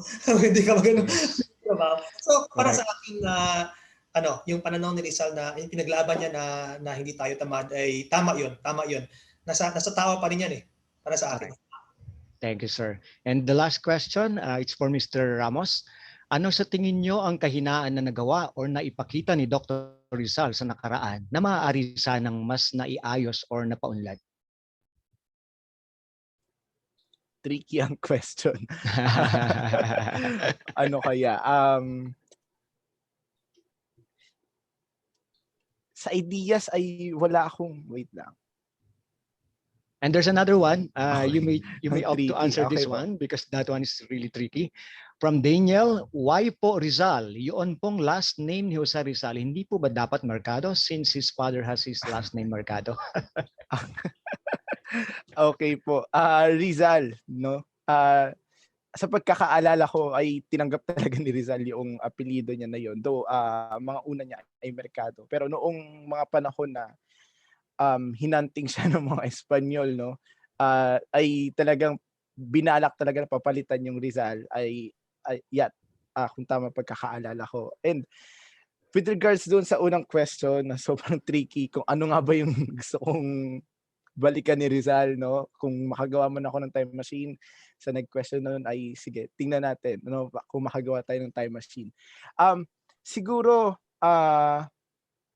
yung yun na lang, yung racism niya against the Chinese. Si Rizal ay very, kumbaga, racist siya against the Chinese during those times. Hindi niya nakita na ang Chinese businessmen in the Philippines during those times, ibang panahon to sa ngayon, no? During those times ay sabi niya noon na pinapatay nito ang industriya ng natives, whereas the sources state otherwise. Hindi nito pinapatay, but of course binubloom pa nga, no, ng Chinese market yung industry or yung native economy, no? I think without the Chinese, no, which is very impossible during those times, ay siguro hindi tayo magkakaroon ng ganoong klaseng ekonomiya during those times na but it doesn't mean na wala akong tiwala sa native native ideas of economy, but you know, in the rest of Southeast Asia ay talagang nandyan sila, ang presence ng Chinese nandyan talaga, and either they helped or not, but in the Philippines they greatly help the native economy, they greatly help the Filipinos, the Indios to survive. And para kay Rizal ay medyo ayaw niya noon, no, ng Chinese market. So siguro ang pwede nating ipabalik kay Rizal. Okay. Nandito ka man. Great. Yeah, and there's what you call alliance, right? He could have thought of alliance. Okay, thank you so much, Professor Ramos and Dr. Biong. At this time, okay, thank you so much to our participants for your questions, and of course to our resource speakers for your wonderful answers. The questions were very meaningful, and the participants in this webinar learned even more with the excellent explanation of our speakers. Sabi sa Tagalog, ang mga tanong ay mahusay na sinagot at ang mga komento ay mahusay na naisalaysay. Yes. Miss Monica, 100 ako sa Filipino subject ko. Okay, and this time it's a presentation na ng sertipiko. To show our gratitude and appreciation to our guest speakers, let us present them the certificates in recognition of what they have significantly shared today. For Dr. Ryan D. Biong sa kanyang Pagdalumat sa Kaisipang Rizal sa gitna ng pandemya, at kay Ginoong Nikko J.B. Ramos sa kanyang Espasyo ng Kasaysayan sa mga panulat ni Pepe. Narito ang sinasabi ng sertipiko. Lyceum of the Philippines University, this certificate of appreciation is hereby given to Dr. Ryan D. Biong in grateful acknowledgement of his distinguished and invaluable services rendered as a speaker during the conduct of the event entitled Webinar Talas at Talab sa Pagpapalaya sa Haraya ni Dr. Jose Rizal, organized by the Department of Social Sciences and Legal Management, College of Arts and Sciences of the Lyceum of the Philippines University, Manila, held on July 10, 2021 from 1 p.m. to 5 p.m., given this 10th day of July 2021 via Zoom. Signed by Dr. Joseph C. Francisco, Dean, College of Arts and Sciences, Dr. Abigail F. Carlos, Program Head, Department of Social Sciences and Legal Management, and Ms. Jennifer D. Tupi, OIC for Academic Affairs. Let's give Dr. Ryan Biong a very energetic virtual clap. Everybody, thank you so much, Dr. Ryan Biong. Thank you very much. Okay, and of course, the other certificate, let me read this again. LPU, this certificate of appreciation is hereby given to Mr. Nikko J.B. Ramos in grateful acknowledgement of his distinguished and invaluable services rendered as a speaker during the conduct of this event entitled Webinar Talas at Talab sa Pagpapalaya sa Haraya ni Dr. Rizal, organized by the Department of Social Sciences and Legal Management, College of Arts and Sciences of the Lyceum of the Philippines, University in Manila, held on July 10, 2021 from 1 p.m. to 5 p.m. Given this 10th day of July 2021 via Zoom. Signed, Dr. Joseph C. Francisco, Dean, College of Arts and Sciences. Dr. Abigail F. Carlos, Program Head, Department of Social Sciences and Legal Management. And of course, Ms. Jennifer D. Tupi, OIC for Academic Affairs. Everyone, a very energetic virtual clap for our second speaker, Mr. Nikko J. Ramos. Okay, thank you so much.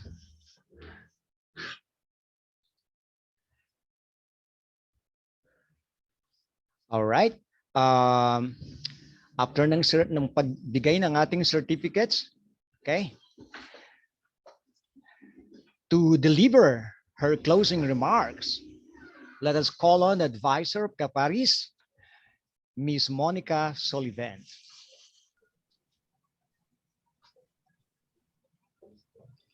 Hi, sir.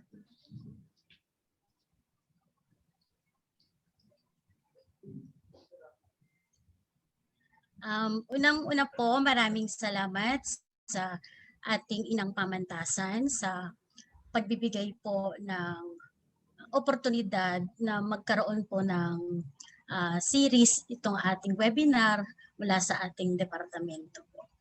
Salamat po sa ating dekano na hindi nag-atubiling aprubahan po ang gawain ng departamento po. Sa suporta, higit ang pagmamahal ng puno ng kagawaran, Social Sciences and Legal Management, Dr. Abigail Carlos, sa kaguruan po ng departamento, sa pagtulong, marami pong salamat. Sa iba pang mga guro na nagsipagdalo po, maraming salamat. Ang pagtulong din po ng Kaparis o Kapataang Pangarap ni Rizal, particular po ang Pangulo na si Catherine Ann Calyon, salamat. At sa mga mag-aaral na dumalo, at sa atin pong host na hindi nagdalawang isip bagamat sukol na sa panahon ay pumayag po siya na makasama. Bilang pagtatapos, Haraya. Ibang pagbigkas, Hiraya. Mula sa lumang Tagalog ng ibig ipakahulugan ay sana. Bisyon, ilusyon, panaginip. Sa salitang Swahili, pride, dignity, and freedom. Sa Ingles, imahinasyon, pagbubuo at kapangyarihan ng isip. O kapangyarihan ng pag-iisip na bumuo ng hindi pa umiiral. Paano nga ba sinipat ni Dr. Rizal ang hindi pa umiiral sa ating bansa noong panahon niya? Walang pag-alam sa salitang kalayaan kung walang danas ang ating mga ninuno sa diwa ng pagsako. Kaya't ang pag-ukilkil, paglilirit, at pagtalakay na pang-intelektual sa pamamagitan ng kanyang mga akda ang siyang naging bunga sa pagbuo ng pagkalahi at bayan natin mula sa pananakop. Sa ating mga tagapanayam, Hindi na po ako mag-uulit pa ng inyong lektura. Bagkus ay pasasalamat. Salamat po at hindi kayo nangambang ipatikim ang tinapay na inihain ninyo po para sa amin. Mula sa paghahawan ng landas, sa matalas na pag-aapuhap ng mga ideya, talaban ng mga diskurso, pagpaparinig ng tinig bilang bagwis ng pagpapahayag ng inyo pong naisagawang pananaliksik. Masalimuot ang landas na atin pong tinatahak sa ngayon. Sabay-sabay nating languyin ang makapangyarihang buhay. Manatili tayong kumapit. Pasasaan ba't makapagluluwal ng mabuting binhi para sa papanuto ng ating bayan at mainam na pakikipag-ugnayan sa sandaigdigan. Muli, maraming salamat po. Manatiling ligtas, malusog ang katawan, lalot ang kaisipan. Ingat po ang lahat. Wow. Thank you so much, Ms. Monica Sullivan, for that very emotional but very informative closing remarks. Thank you. Everyone, let's give Ms. Monica a very happy virtual clap. Thank you, Ms. Monica. Before we play the LPU hymn, let me remind everyone that the evaluation is now open and it's until 12 midnight only. Okay, please check our chat box. You will see the link there, and please do evaluate this event. Okay, until 12 midnight. So, okay, next is our LPU hymn.